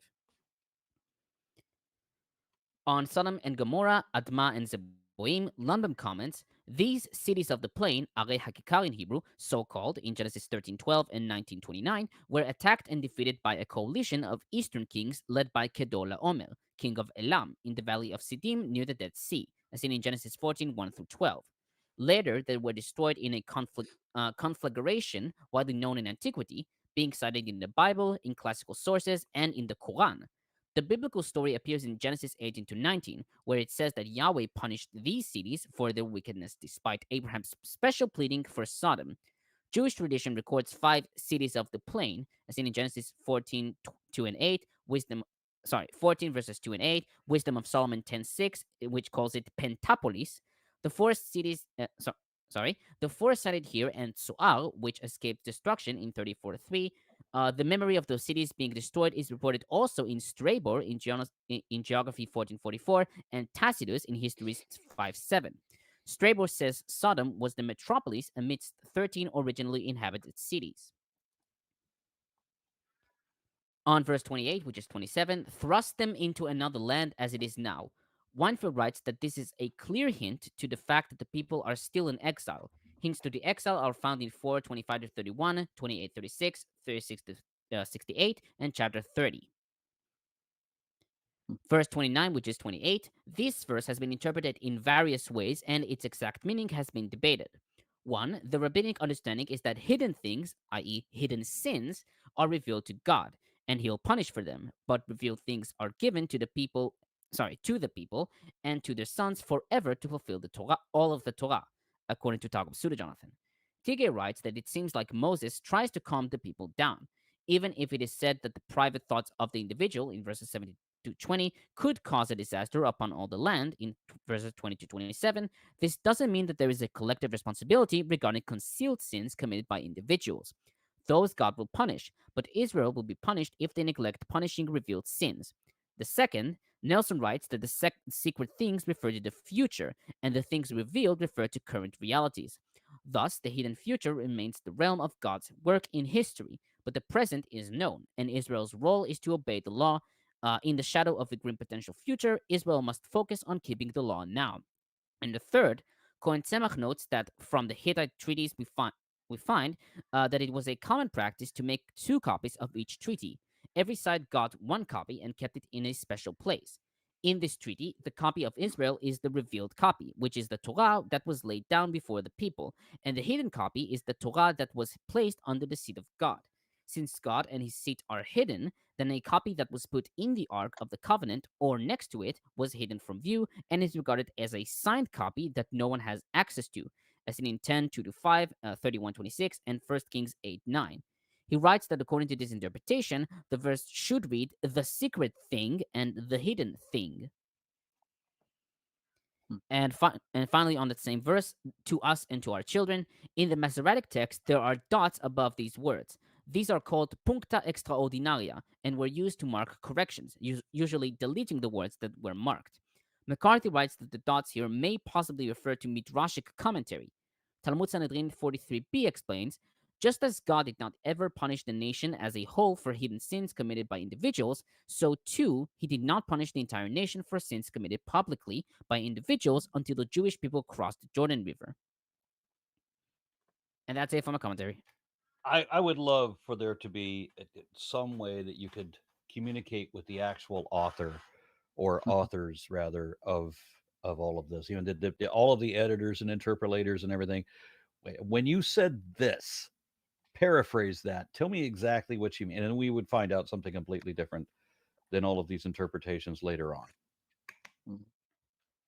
And I think that's like interesting. Like when you read like the Mishnah or like the Sanhedrin, I've read things like if you look up on the Sanhedrin, for example, like I think it's 98, where there's like rabbis going back and forth, like when should the Messiah come? And they each go like they take turns saying like, no, it's gonna come, this will happen, and then the Messiah will come, and then another rabbi will input and say, no, this has to happen because according to Rabbi so and so in this tradition, this that has to happen. It's like, and if you sort of like read all their information, you're left with nothing. You don't know exactly what is it that you're supposed to be interpreting from these texts. So even like these texts that are like religiously meant for explaining or helping us understand the Torah, they themselves are not like very definitive. And somebody just shared with me a video where these rabbis are saying that Jewish people are immune to COVID, that COVID only affects the goyim. I would very much doubt it. I can imagine my great people uncle saying died that. from COVID. He was certainly not immune, and he was Jewish. Yeah, and in Israel, like 10,000 people died. So from COVID. Yeah, so. no, but there's always the religious nut jobs who want to claim that they're special and insist that their invocation of their magic power is better than medicine. Remember that crazy lady who went viral they were interviewing people driving by on COVID, and she's like, I'm protected by the blood of the Lamb. And she was clearly just a crazy evangelical Christian. But she thought by invoking that blessing and that spell, which is what it is, it's fucking magic, that she would be protected from an airborne virus that was killing tens of thousands of people every day. I will say that the like in at least in America, like the Western countries, like the mainstream rabbis in America and UK were all very adamant about taking vaccines and stuff was like like an obligation almost, like, and there definitely were a lot of people like, you know, like arguing against them, and there's also people that call themselves rabbis that aren't necessarily like actual communal leaders, but you know, they have right, the any ordination it's like or whatever. Pastor Anderson, any jackass can put up a tent and call himself a pastor in certain parts. Exactly. So you're always going to find these people. But yeah, and all I've got to do to interesting become a prophet is to say that God spoke to me and told me how you're supposed to give me some portion of your money. Well, you also have to have a convincing explanation as to how whatever recent disaster has happened, which honestly not hard right now with global warming, is the fault of the people for not following God in the way that you will now tell them that they should have. As Pat Robertson put it, did those earthquakes in San Francisco were caused by homosexuality. Right, but when the hurricane took out the Republican National Convention, that was Satan. Yeah, so hard to tell. I think it's for the Christians as well. It's not the denomination that tells you how like what they're gonna say. It's within the denomination. You're always gonna have the crazies, kind of. Yeah, I mean, yes, there are certain denominations that are technically cults, but I mean, in general, like there are certain groups where certain trains of cult mentalities formed those groups, and they will always be vulnerable to them. Now, I will accept what Isaac just said, that there's going to be crazies in every one of these little cultish groups. But my problem is that so many of them are on the stage with the microphones. As Hitch said, they have freedom of speech. They should just be standing on the corner of the street selling pencils from a cup, screaming at passing cars. You see, this is why Pen Guy gives away the pens. He doesn't sell them. He's out thinking. But I do kind of going back off what Mark said.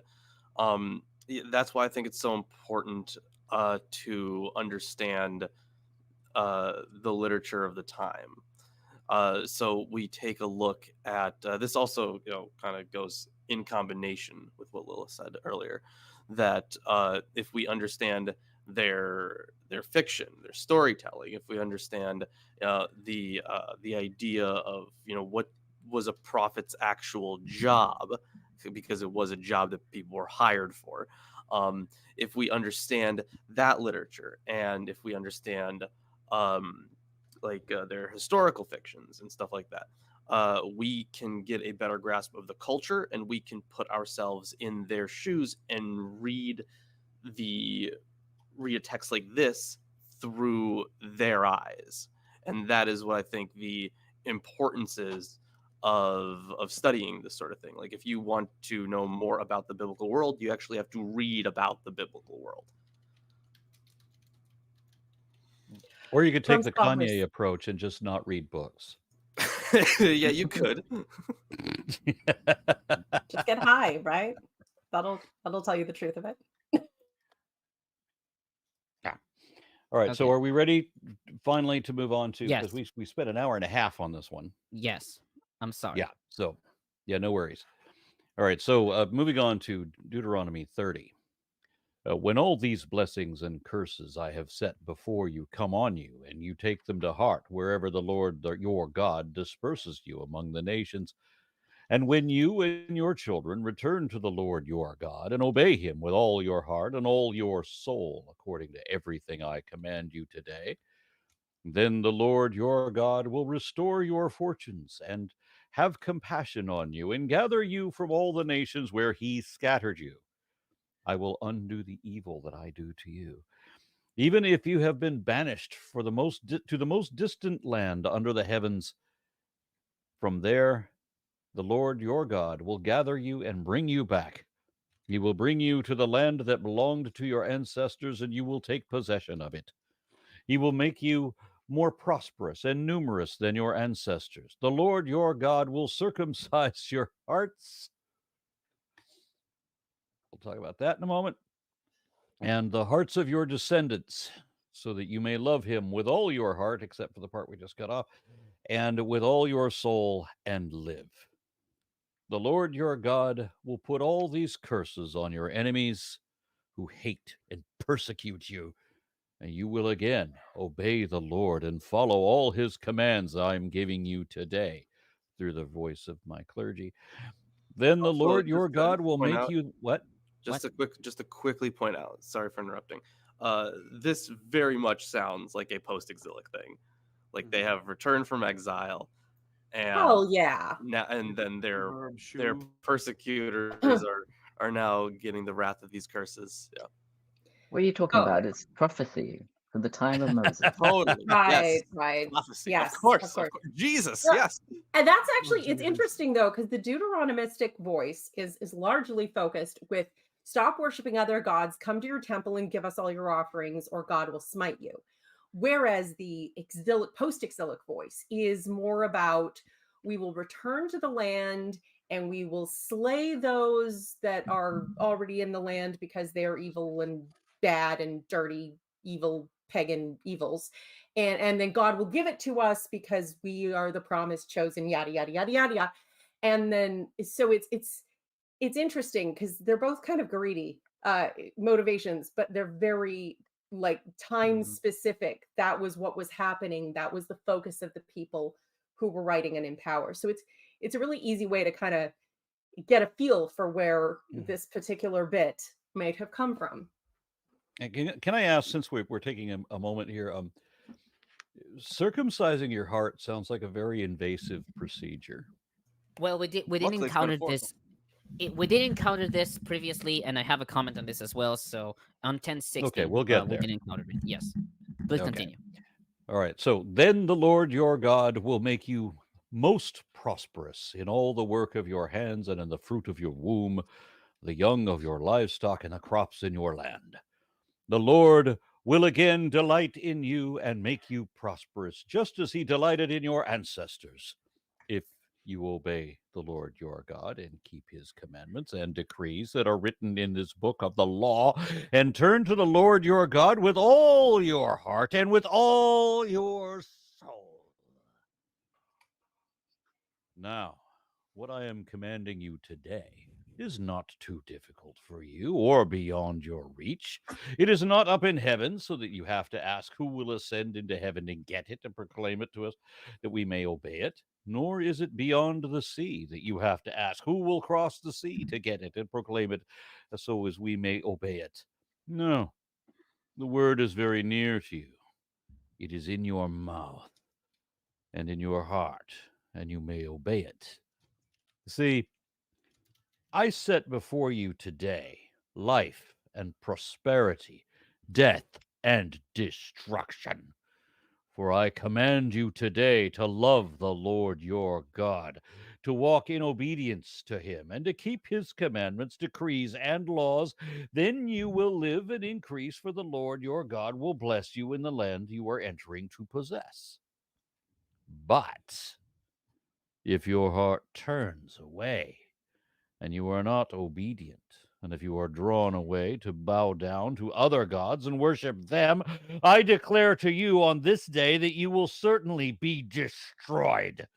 You will not live long in the land you are crossing the Jordan to enter and possess.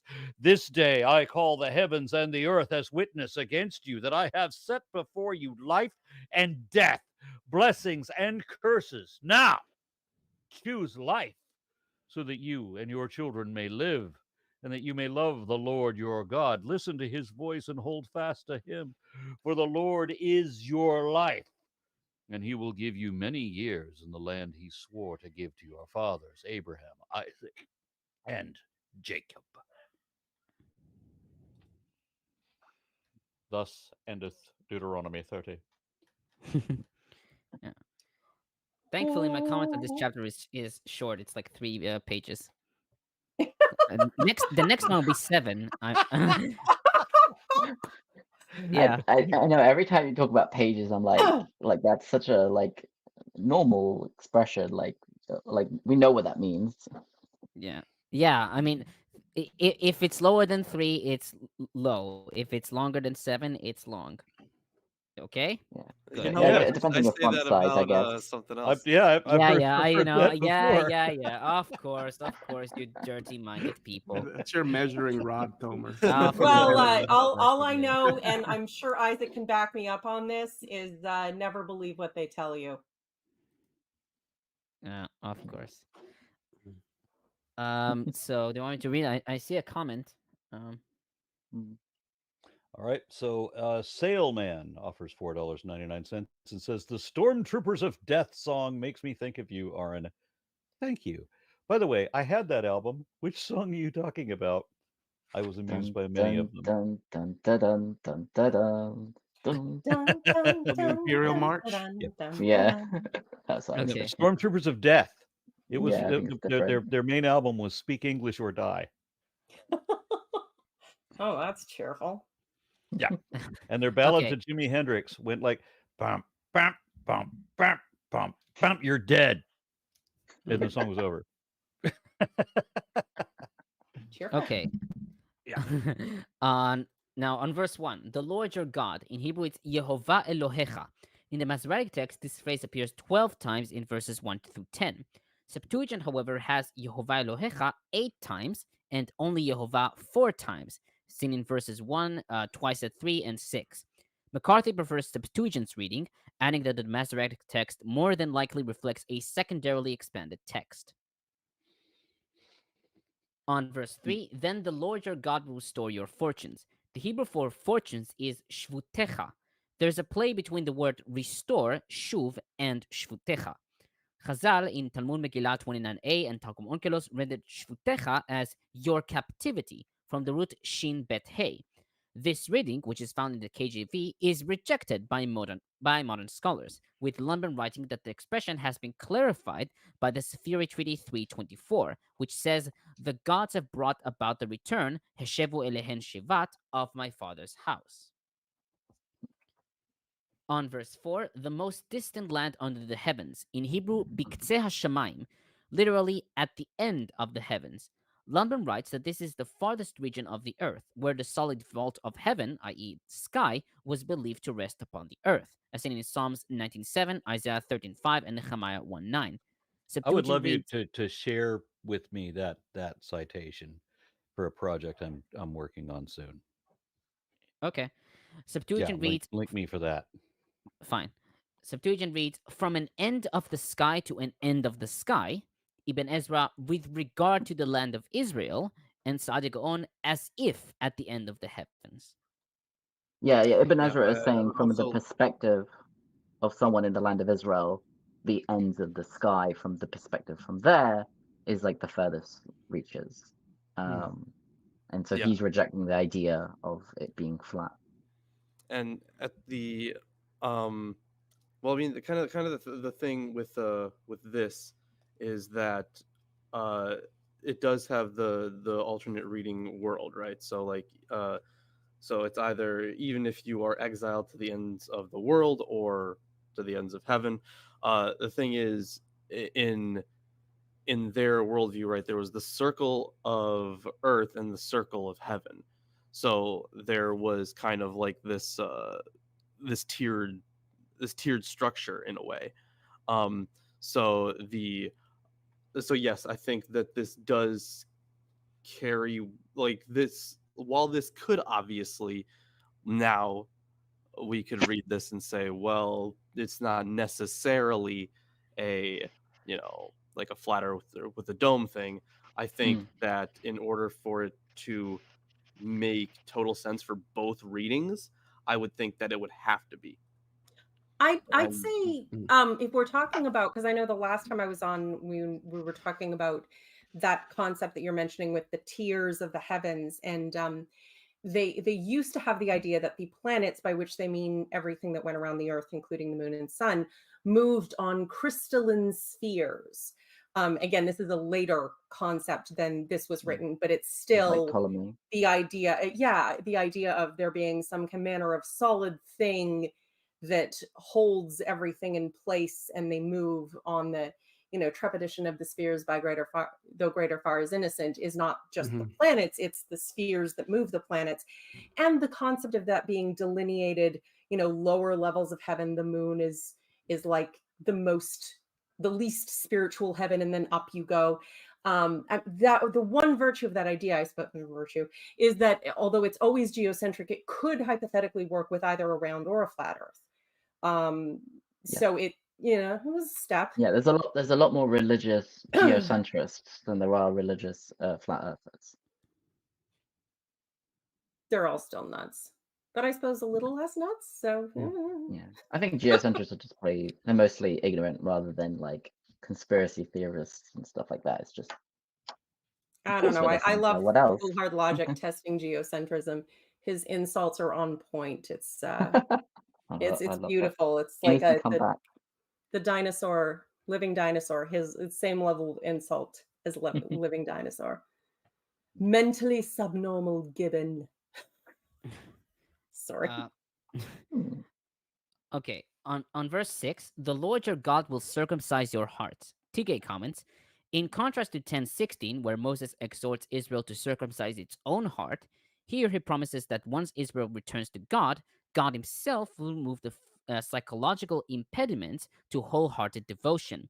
The rabbis describe this process as follows, quote, when a person seeks to purify himself, he receives help in doing so, end quote, Talmud Shabbat 104a.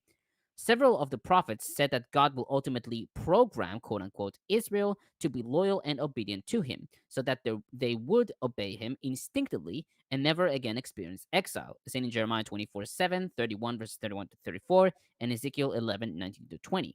Moses stops short of saying that. The removal of the foreskin, quote-unquote, implies only that God would remove impediments that prevent Israel from voluntarily following God's teachings. So free will. You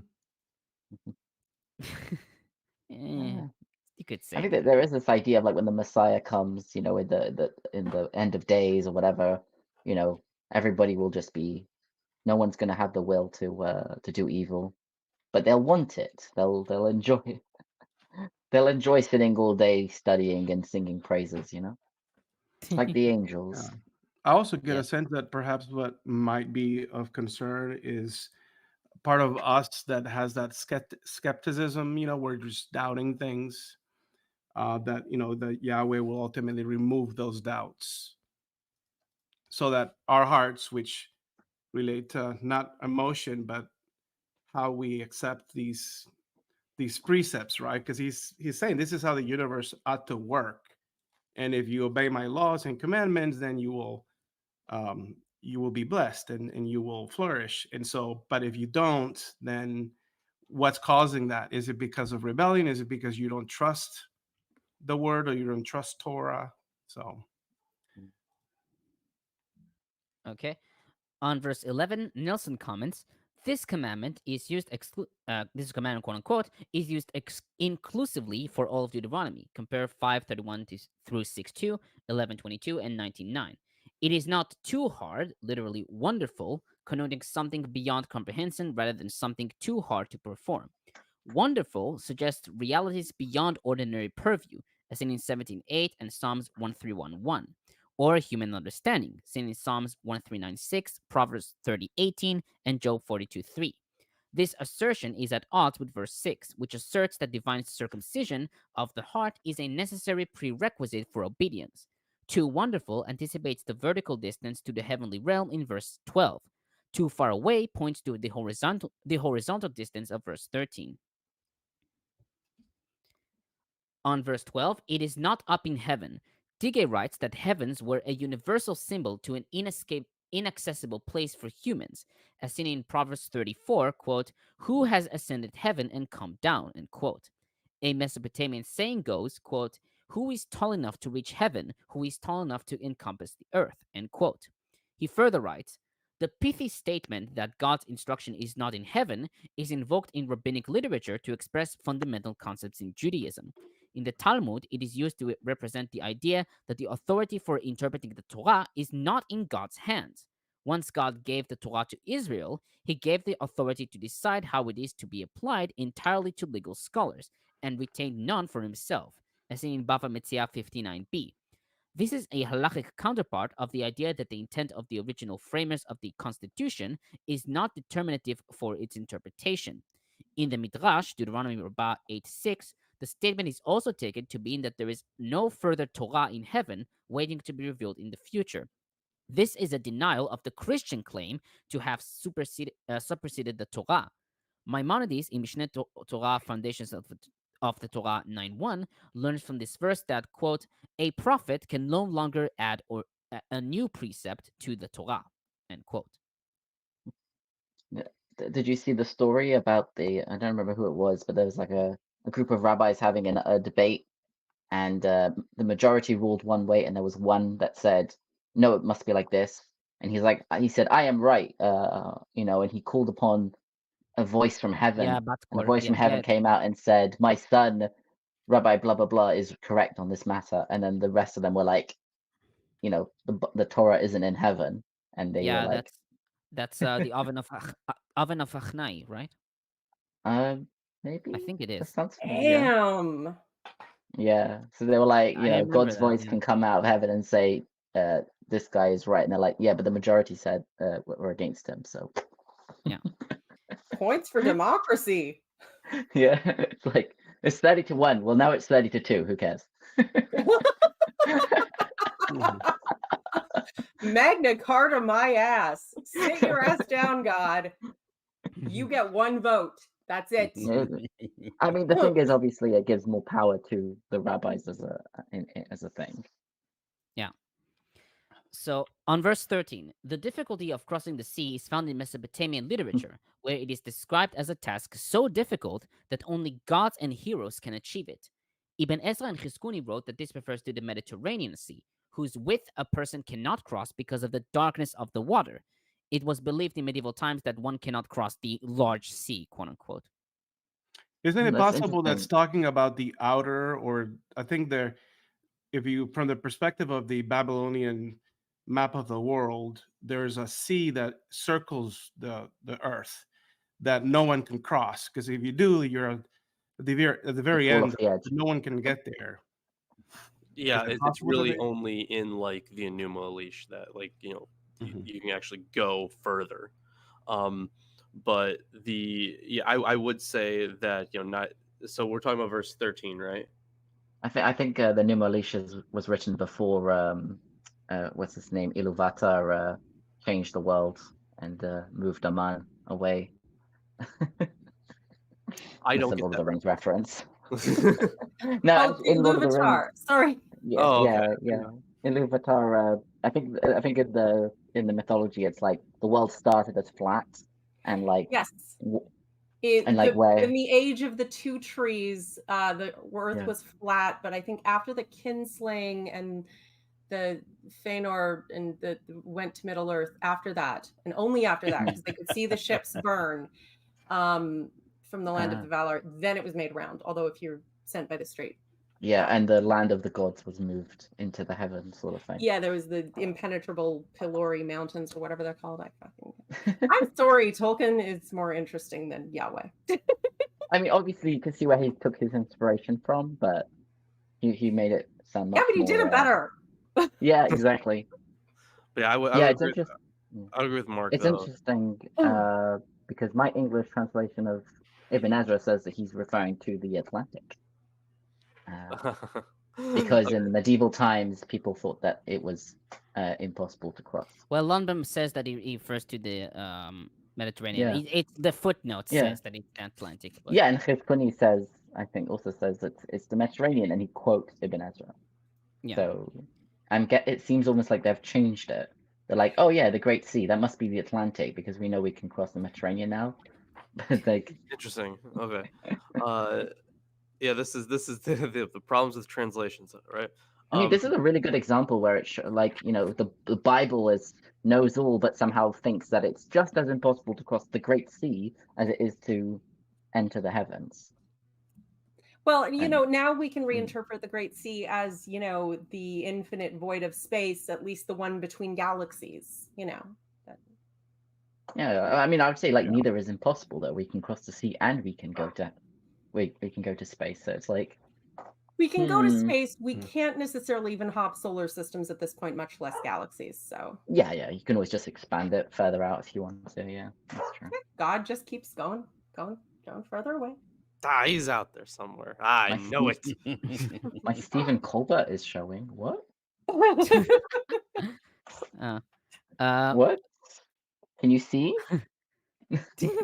Okay. What does that mean? Okay.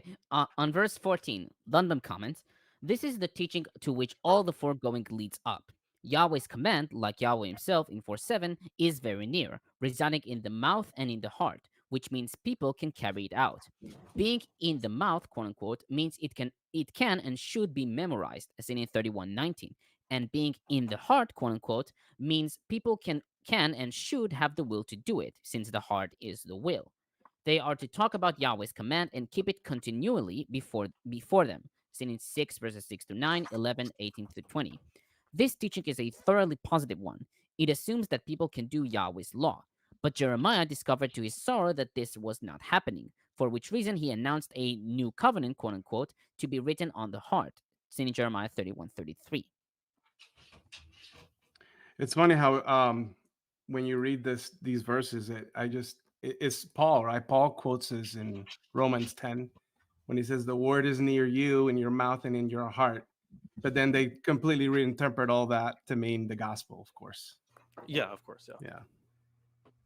Obviously, it's just, the answer is always Jesus, right? Yeah. And I mean, the Gnostics took this in their own way, right? Of course, for them, it was also Jesus, but in a different way. Yeah, but at least they got interesting, complex, pseudo-intellectual, dramatic lore out of it. Whereas, it wasn't just, it's all Jesus. It's gotta be Jesus. They were less Karen about it. Sorry. On verse 16, "For I command you today," in Hebrew Bible reads, "Asher Anochi," that I command you. While the word Asher could be read as for, as in KJV, in that I command, in the Septuagint it is preceded by, "Now if you listen to the commandments of the Lord your God," reading Asher as that. McCarthy prefers the Septuagint's version, writing that its introductory conditional clause was lost in the Masoretic text through a scribal error, maybe homo eo arcton. The missing phrase is almost identical to that of 11:27. And finally, on verse 19, "Now choose life so that you and your children may live." Weinfeld comments, "This duplicity seems puzzling. However, the first word for life, chaim, represents the good path, as in verse 15, i.e. keeping the Lord's commandment, while the second word, tichye, you shall live, is the reward for this. We are witnessing the viewpoint that deed and reward are the same. He who chooses a specific way of life chooses life. The next verse details this viewpoint. Its first half describes the required behavior from a person, and its second half describes the reward." And that's it for my commentary. Okay, are we ready to move on to the next chapter? We're going to try to do all three today. Yes. Yes. And we're 5 minutes. open to doing 3-hour sessions now, as we're only doing we're only doing one session per week. I have no problem doing 3-hour sessions. So, who's reading the next one? Is it Mark? I can read. Yeah, it's been a while. I'm reading from the JPS. Cool.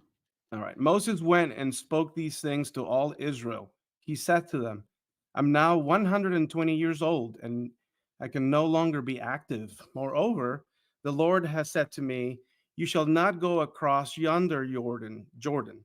The Lord your God himself will cross over before you, and he himself will wipe out those nations for your path, and you shall dispossess them. Joshua is the one who shall cross before you, as the Lord has spoken. The Lord will do to them as he did to Sihon and Og, kings of the Amorites, and to their countries, when he wiped them out. The Lord will deliver them up to you, and you shall deal with them in full accordance with the instruction that I've enjoined upon you. Be strong and resolute. Be not in fear or in dread of them, for the Lord your God himself marches with you. He will not fail you or forsake you.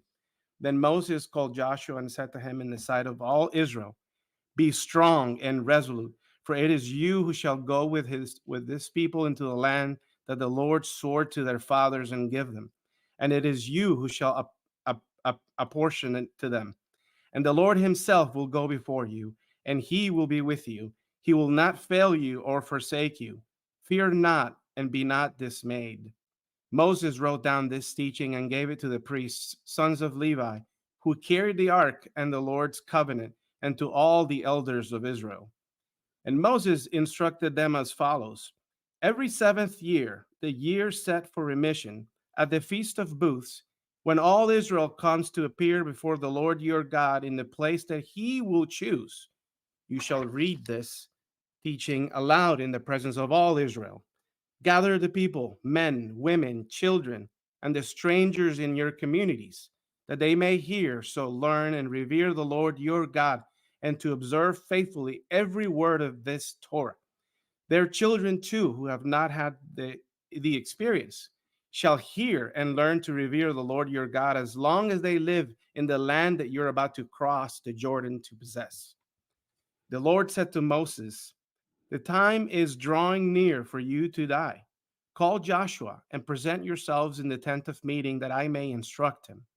Moses and Joshua went and presented themselves in the tent of meeting. The Lord appeared in the tent in a pillar of cloud, the pillar of cloud having come to rest at the entrance of the tent. The Lord said to Moses, you are soon to lie with your fathers. This people will thereupon go astray after the alien gods in their midst, in the land that they are about to enter. They will forsake me and break my covenant that I made with them. Then my anger will flare up against them, and I will abandon them and hide my countenance from them. They shall be ready prey, and many evils and troubles shall befall them.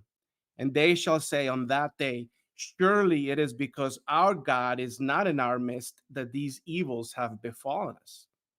Yet I will keep my countenance hidden on that day because of all the evil they've done in turning to other gods.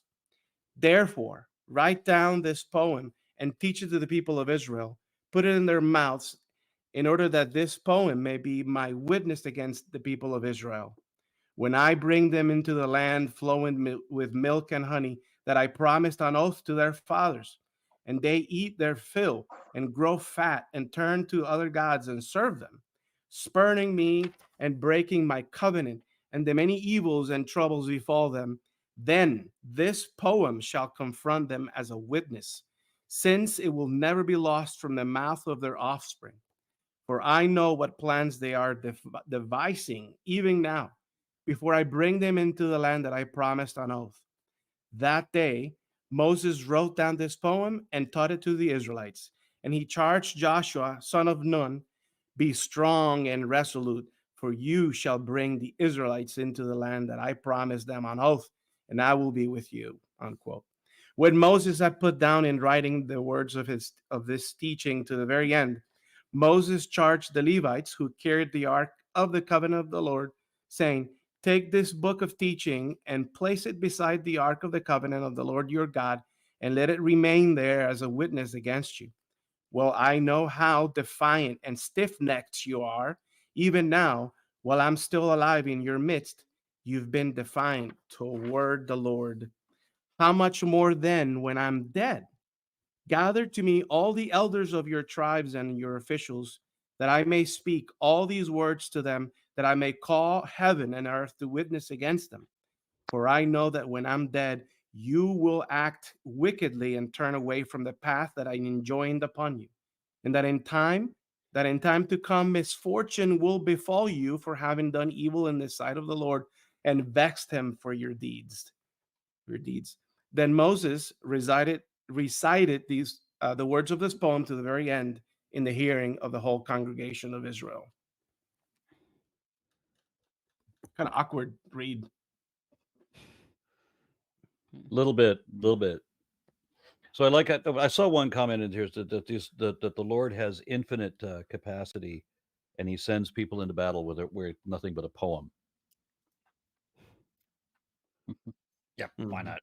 No, I mean, and notice also how Moses writes about himself, saying, "And when I said no, when Moses said, it's just, he wrote it. He wrote it with a tear. Yeah, there was that's the traditional commentary. Yeah, I thought it was on this chapter, maybe it was the chapter before, but the way it was written seemed to kind of, so it was saying like, oh, you're going to go into exile, and then, oh, you're going to be good, and then you're going to come back. And the language almost seemed to imply that they had already gone in. Because it was like, you'll go back into the land where your forefathers lived, but like, you haven't gone in yet, you haven't lived there yet, so how can you be the forefathers? Whatever. It's very much seems like it's written to the people either in exile who have already come back from exile and are being like, oh, look, this is what we said about to you. It's definitely that's definitely like we were talking about the people who are coming back from exile in Babylon.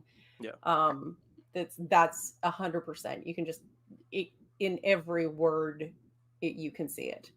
Yeah, but also for what Aaron mentioned, they often have this motif, especially in like the prophets, where words are like swords, essentially. Like they say, like with your your sharp words or whatever, and they say like these proclamations, these laws against people, are not laws against people, but like these curses, for example, they're like swords because they can be used to attack, I guess, or to harm. So the idea that they are going to have nothing but this song, I guess, is not actually that crazy for the time because it aligned with their motifs. Definitely the power of words, spoken spells, as we mentioned, the knowing the name of God, the whatever. But yeah, words as having an inherent power. I mean, you just finished, well, not that long ago, you finished Revelation and they have the image of Jesus with a sword coming out of his mouth. But that's something like that, having a sharp tongue is an idiom we still use quite appropriately. Yeah. That's a good word for it. It's very idiomatic. Yeah. Obviously, I really hope, oh God, I think even Tim LaHaye and Jerry B. Jenkins, although I never read the end of it, I'm hoping they didn't actually visualize Jesus riding around with a sword coming out of his mouth. But is it like a lightsaber? Does it like, or does he just have to go around all the time like, talk about your sword swallowers? But I digress. But in society, obviously, words have great power. The pen is mightier than the sword. But at the same time, at this point, people still believe in magic. And you still get that today with The Secret and speaking things into existence and affirmations and claim your blessings. And, some people recognize that this is psychology and our own minds setting up a way for us to structure our lives. And other people think that they're magically calling the universe to do what they want. Hans Nilsson offers 50 Swedish kroner and says, is the self-reference to the Torah only in the version Mark read? No, that's in the Hebrew Bible as well. I volunteered that one. I don't know why. I'm looking at the Hebrew as well, and every time it says teaching, it's Torah. So yes, yeah. It probably refers to Deuteronomy. However, I think I have a comment on that. There are also multiple references to this book of the law within Deuteronomy, but the thing is that kind of stuff helped people like DeWitt link this to the end of 2 Kings, where he finds this book of the law. Yeah. Is it the same language, Sefer HaTorah, like book of the law, book of teaching? Yeah. Yes. Book of. Yeah. It's kind of funny, those little moments when it's so self-referential that the Bible could be Deadpool. No, please, Deadpool is so much cooler. Oh, obviously. They're just way, way better, but Okay, so on verse 1, then Moses went out and spoke. The meaning of Moses going out is not clear, and it is not stated where he was or where he is going. According to Targums Pseudo Jonathan, Moses went into the tabernacle of the house of instruction. Ibn Ezra and Nachmanides wrote that he went to each tribe to say his goodbyes. Septuagint, Aquila, and Theodotion and 1Q Deuteronomy B read, Moses finished speaking, probably influenced by 3245. This reading is supported by Tigay and Nelson. On verse 2, 120 years old. Tigay comments, Moses died 40 years after the Exodus, which took place when he was 80, according to Exodus 7:7. Genesis 6:3 mentions 120 years as the maximum human lifespan, a notion found in Sumerian literature as well. This figure was probably based on a combination of empirical observation and ancient Near Eastern mathematics. Exceptionally long-lived individuals have been known to live to the age of 110 to 140 years. In the sexagesimal mathematical system of ancient Mesopotamia, which was based on 60 instead of 10, 120 was the original round typological number within these parameters. According to Psalms 90:10, a lifespan of 70 to 80 years is considered normal. In Egyptian literature, the ideal maximal lifespan is 110 years, compare Genesis 50:26.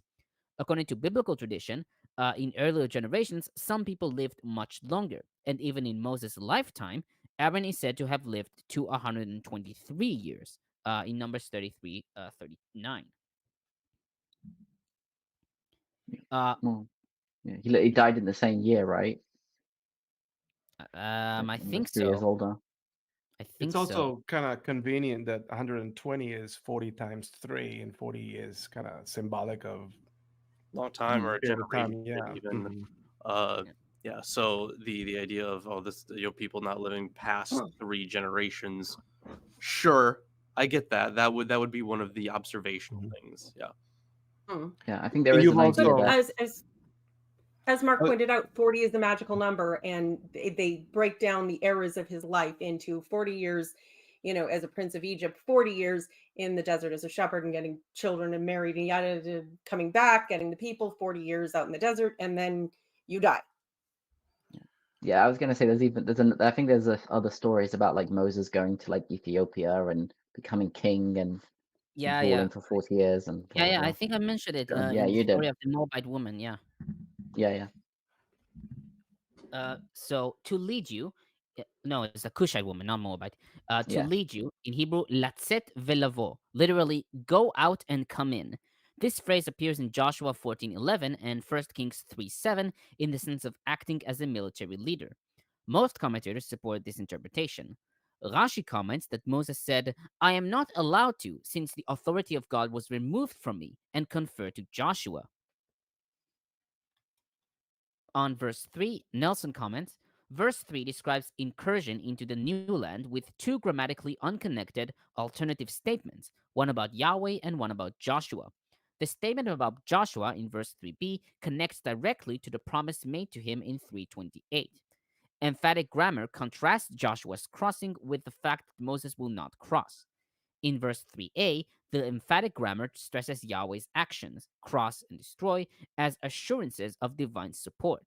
Perhaps verse 3a about Yahweh was added as a corrective supplement to verse 3b.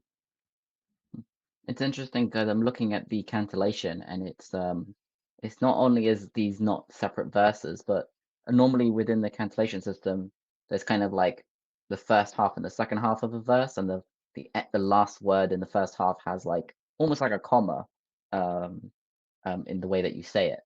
But actually, in this example, that comma is on the first word of like 2b, I guess, right? And Joshua is the one that will cross. So Virishtom is actually got the pause on it as if it's part of the first half of the verse, which is weird. So to be clear, no, I'm wrong actually. That is because it is part of the first bit.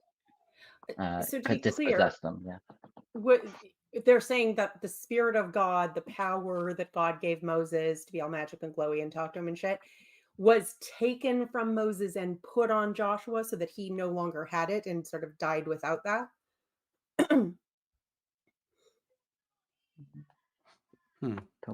Is it like the wind, like the ruach, that is often heard of from like the prophets?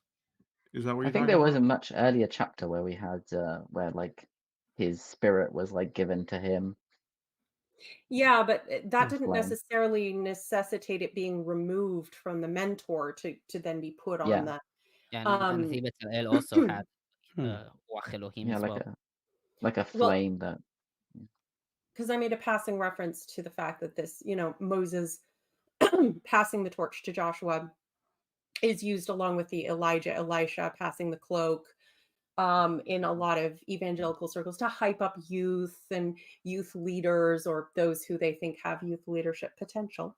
That we're going to pass on the cloak of leadership and, and all this stuff, lots of symbolism, shall we say. But it's, that idea of, passing on a greater portion of spirit and the spirit of before going to carry you for. It hypes kids up and, gives them, because when you're young, everything, obviously.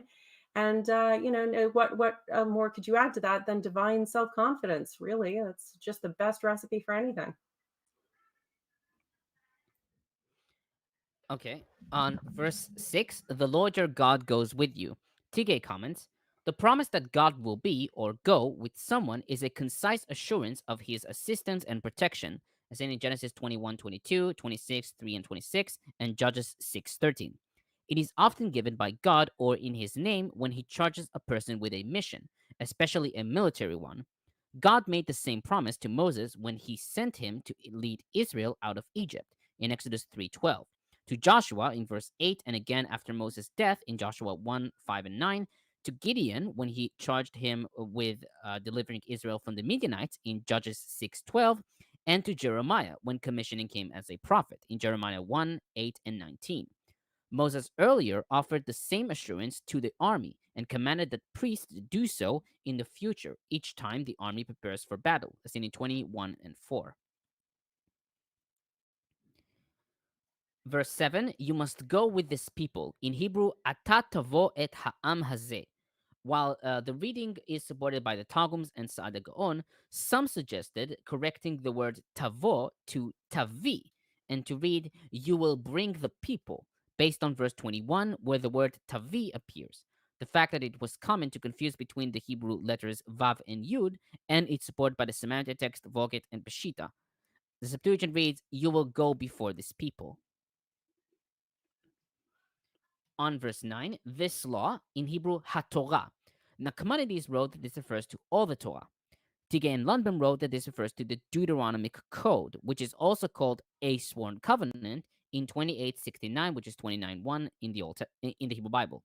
Septuagint and 4Q Deuteronomy H read this law in a book, assimilating with verse 24.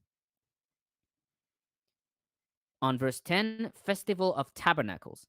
Lundbom notes that in this festival, which celebrated the end of the harvest season and lasted for 7 days, seen in 1630 to 15, many people will be present, which is another good reason for a public reading. Tigay adds that the Festival of Booths started after gathering the harvest and storing it, which ensured a regular supply of food for the whole year, and thus it allowed the people to absorb the learning of the Torah without them being worried about other things. On verse 11, you shall read this law. The Hebrew it's tikra, you shall read, and it is a second singular. Thus, some commentators wrote that this refers to Joshua, like Hiskuni, Bechosho, and Weinfeld, the king, according to Rashi, a priest, according to Lundbom, or a high priest, according to Josephus in Antiquities 4209. Tigay proposed that Moses addressed the entire people in the singular. Septuagint, Targums Pseudo-Jonathan, and 4Q Deuteronomy B read in the second plural. On verse 12, men, women, and children. Tigay comments, some authorities in the Talmud contend that there is no obligation to teach Torah to women. Rabbi Eleazar ben Azariah states that men come to learn, but women only to hear, in Chagiga 3a, and compare Targums Pseudo-Jonathan and Rashi. But such opinions are products of the Greco-Roman view of women as intellectually weak, which began to appear in Jewish sources in the Hellenistic period. For example, letter of Aristeas 250 reads, womankind are by nature headstrong and energetic in the pursuit of their own desires, and subject to sudden changes of opinion through fallacious reasoning, and their nature is essentially weak. End quote. In contrast, the Jerusalem Talmud in Chagiga 1:1 brings the opinion of Shimon ben Azai that a man is obligated to teach his daughter Torah. Nachmanides writes, the woman too heard and learned to fear God. End quote. As for the children, Talmud Chagiga 3a states that they come, quote, to bring merit to those who brought them, end quote.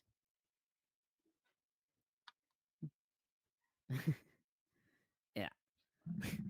On the same verse, I'm so glad we have Lilith here to give us that death stare. Yeah. Yeah. I do not fear God.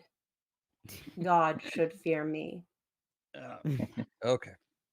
On that same verse, so they can listen and learn to fear the Lord your God. Weinfeld comments, even though it says here that they may hear and so learn to revere the Lord your God, studying the Torah once every 7 years is not the main commandment. Its importance is probably from the event itself, where all the people gather together and their leader reads to them the words of the Torah. This experience leaves a mark on the sons. Compare 14:23. There may be a kind of renewal of the event on Mount Sinai. Similar to this is the renewal of the covenant from Josiah's days, where all the people gathered to the house of the Lord in Jerusalem, and the king read to them the words of the Torah in 1 Kings 23, verses 2-3, and likewise the reading of the Torah by Ezra in Nehemiah 8.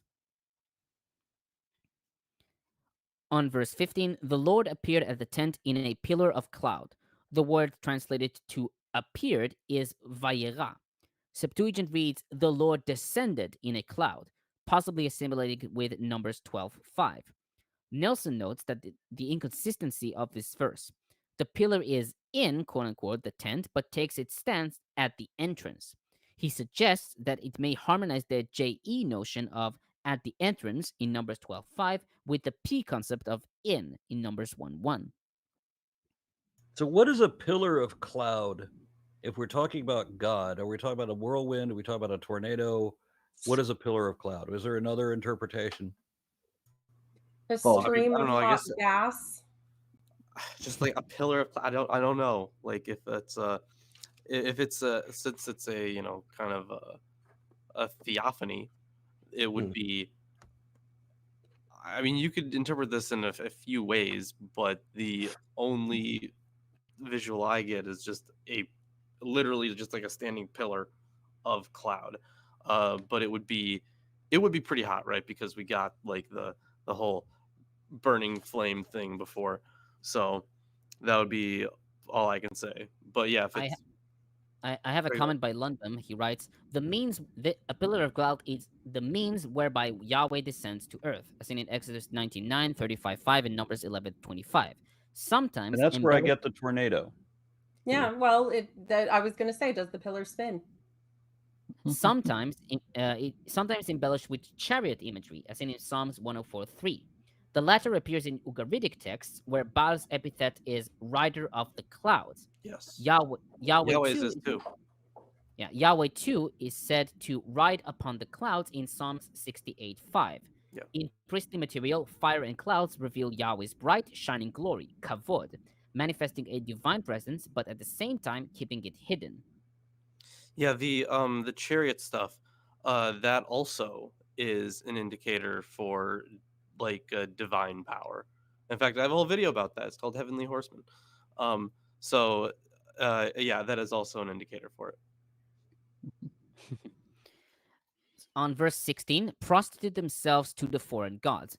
The Hebrew zana literally means to prostitute. And Lundbom comments, to go whoring indicates prostitution or other sexual misconduct less serious than adultery, as seen in 22:21, 23:18-19, which is 17-18 in the Old Testament, I believe.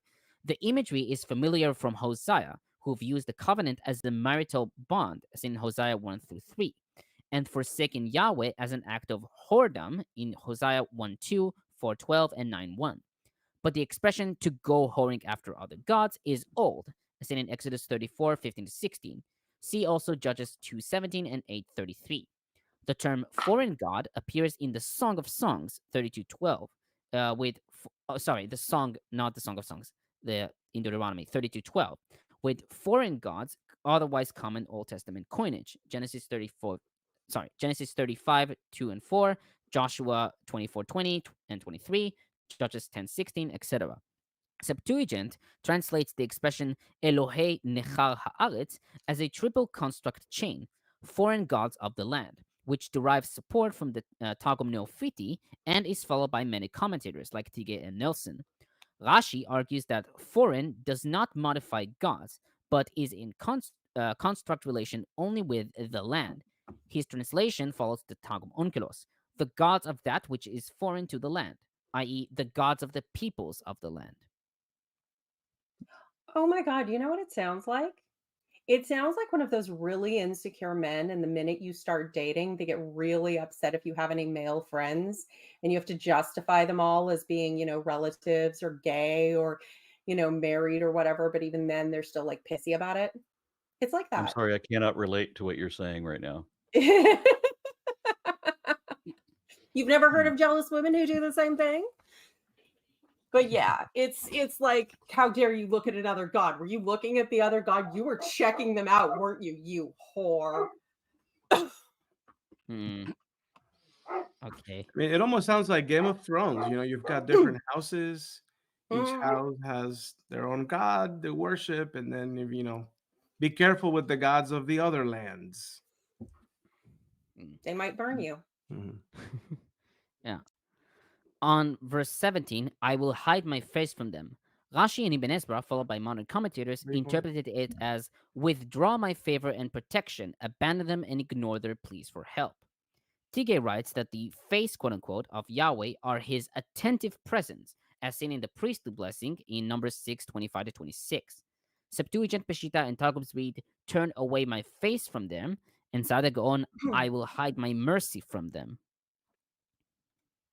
On the same verse, and in that day they will ask, have not these disasters come on us because our God is not with us?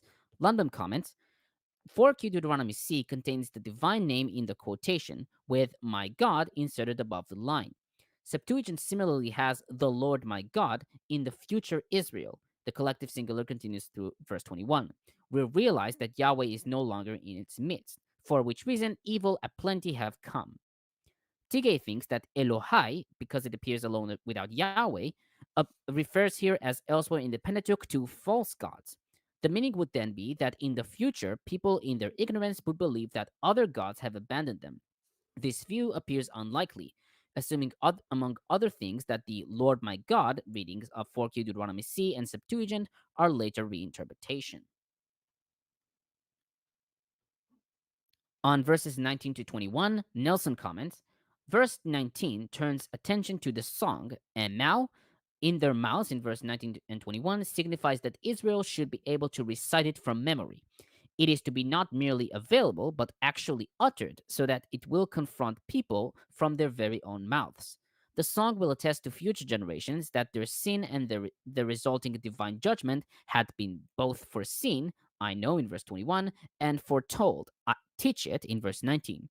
Joshua joins Moses in writing the song, reminding the reader that the dramatic locale remains the tent of meeting. Verse 21 insinuates that this negative outcome is inevitable, given Israel's existing inclination, quote unquote, implicitly toward evil. Because that inclination is already present today, in verse 21, the song must be written and taught that very day, in verse 22. On verse 24, the words of this law, in Hebrew, Divrei HaTorah Hazot. Lundbom comments, originally this law has had no antecedent, referring only to the Song of Moses following. But in an enlarged Deuteronomy, it refers also to the prior Deuteronomic law code. This expression of the term law corresponds to an expansion of Moses' persona. Originally, Moses was simply the scribe who wrote the song. Later, he became the scribe writing the Deuteronomic law. Still later, he became the scribe writing the entire Pentateuch, as in Talmud Bava Batra 14b to 15a. Nahum Sana says the doctrine of Mosaic authorship of the whole Torah has its source in verses 9 through 12 and 24 more than in any other passage. Also, I want to point out here, because I missed it before. So when they're talking about like reading and teaching the law, right, and then having it be kind of ritualistic, right, every 7th year, that kind of speaks to a tradition that we will once again see in Joshua, I think. So it kind of links this up with the rest of the Deuteronomistic history as well. As, I mean, we've already talked a bunch about how it's linked.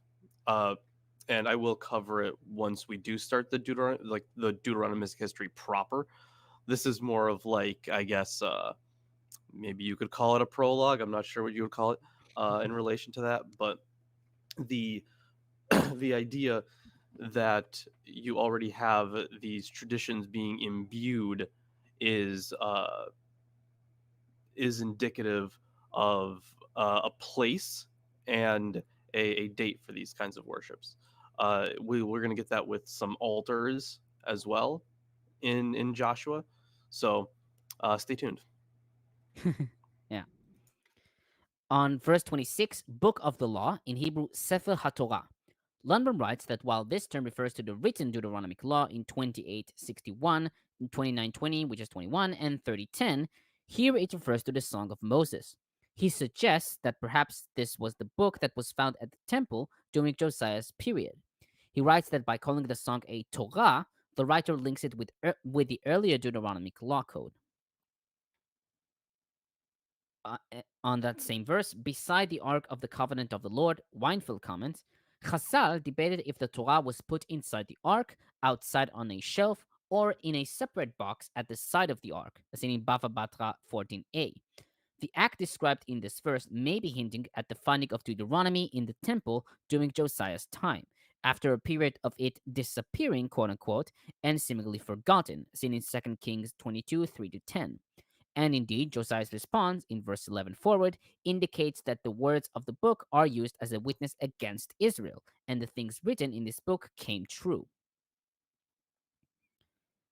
There it will remain It's a lot easier when you write the prophecy after. Yeah, I was going to say, like, in other words. Yeah.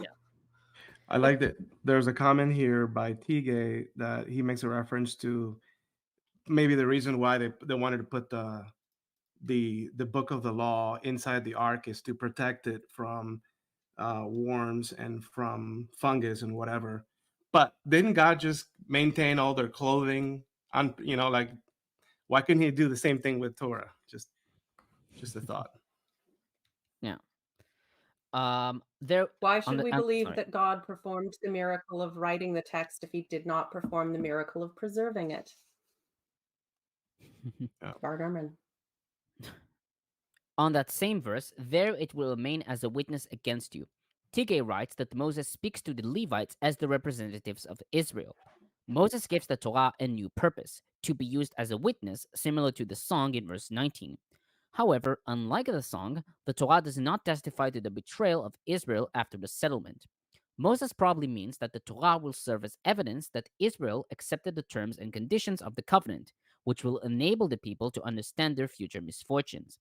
Tigay further writes, a Hittite text called Plague Prayers of Musilis tells of something similar. In the course of a persistent plague, the Hittite king Musilis, who lived in the 14th century BCE, was led by an oracle to two old tablets describing oaths made by the Hittites to the gods, one of them part of a treaty. He learned that the violation of these oaths had caused the plague. Many centuries later, the Torah played a similar role in Israel when it was discovered in the days of King Josiah. It convinced the king of Israel's guilt, and he instituted major religious reforms. After the Babylonian exile, the public reading of the Torah convinced the people that violation of its tenets has caused the exile, and they organized themselves to obey its provisions, as in 2 Kings 22-23 and Nehemiah 8-10. Yeah, I would say that. I mean, I'm gonna get into the whole discovery of the text thing once. So I'm not sure if I want to do that for the Deuteronomistic history portion or once we actually get there. But the the idea that this will be used as a witness, I think that it's much more likely that by witness it means in the kind of the legal sense, as in like these are what we will use to judge you. These are the terms that these are other terms that were agreed to that we will judge you by. It is ironic, though, to know that they were, sort of retrofitting this entire thing and saying, see, we all agreed to this many, many, many generations ago. And, and they're scribbling it in and, blowing the ink to dry and then being like, look what we found. It's just, why is all religion like this? Why is it all like this? It's always like this. I can't even be surprised. On verse 28, all the elders of your tribes and all your officials. Lundbom notes that the expression elders of your tribe is nowhere else found, and that the usual Deuteronomy coinage is heads of your tribes, as in 523. Septuagint reads, the leaders of your tribes and your elders and your judges and your officials. The fragmentary 4Q Deuteronomy B seems to suggest that reading as well. McCarthy writes that the Masoretic text is more difficult and shorter. That the Masoretic text more difficult and shorter reading seems preferable. Lundbom, however, thinks that judges should be included. And finally, on 29, in days to come, the Hebrew it's be'acharit hayamim, literally at the end of the days. Weinfeld writes that this phrase appears twice in Deuteronomy, here and in 430, and means after a long time. He also notes that while in chapter 4 it refers to the time when the people returned to Yahweh, redeemed and rehabilitated, here it refers to the time of their punishment. He writes that, chronologically speaking, this clause refers to an earlier period than that of what chapter 4 refers to. Lundbom writes that this prediction was fulfilled according to Jeremiah 32:23 and 44:23, although a later fulfillment was anticipated by the Qumran sectarians, as in 4Q MMT, i.e. the halachic letter, where the verse was paraphrased in section C, lines 12 to 14. And that's it for my commentary. Okay, we have some comments to catch up on. So first, John Klein gifted one RNROM membership, and then Rachel Light says, I think Xi Ping must have used this part to write his own Xi Thought books into China to sell to the public. And I don't remember, that was a half hour ago that comment was made. So it took us a little while to catch up to it. Sorry. Matt White says, at Lilith Liberated, words can destroy. Silence, ignorance, misunderstanding, and reputation. They're a subtle weapon. And then John Klein. Yep. And John Klein also gifted. Well, that was the same one retyped. All right. So there was only a couple of comments to read. All right. So give me a preface. On that was actually two gifted memberships. It wasn't retyped. He gifted another one. I got the first one, and he wanted to gift one to someone in chat. So. Oh, nice. Thanks to John Klein. Wow, Peter. Imagine taking a membership from a loyal viewer. Wow. I know. For shame. I mean, with the payment I get, I shouldn't be accepting things like that. Yeah, we won't talk about that. So anybody want to give us a preface of what we were expecting next week with Deuteronomy 32? Why was this a big deal? We get 3 chapters out today. A lot of stuff. Okay, there's a lot. All right. Well, we're looking forward to it then. We're talking polytheism. We're talking distribution of the land. There's so much. Talking about textual variation between the Septuagint and Qumran scrolls. There's a lot. Whole bunch of stuff. Christians, Brilliant. Jewish, whatever you want.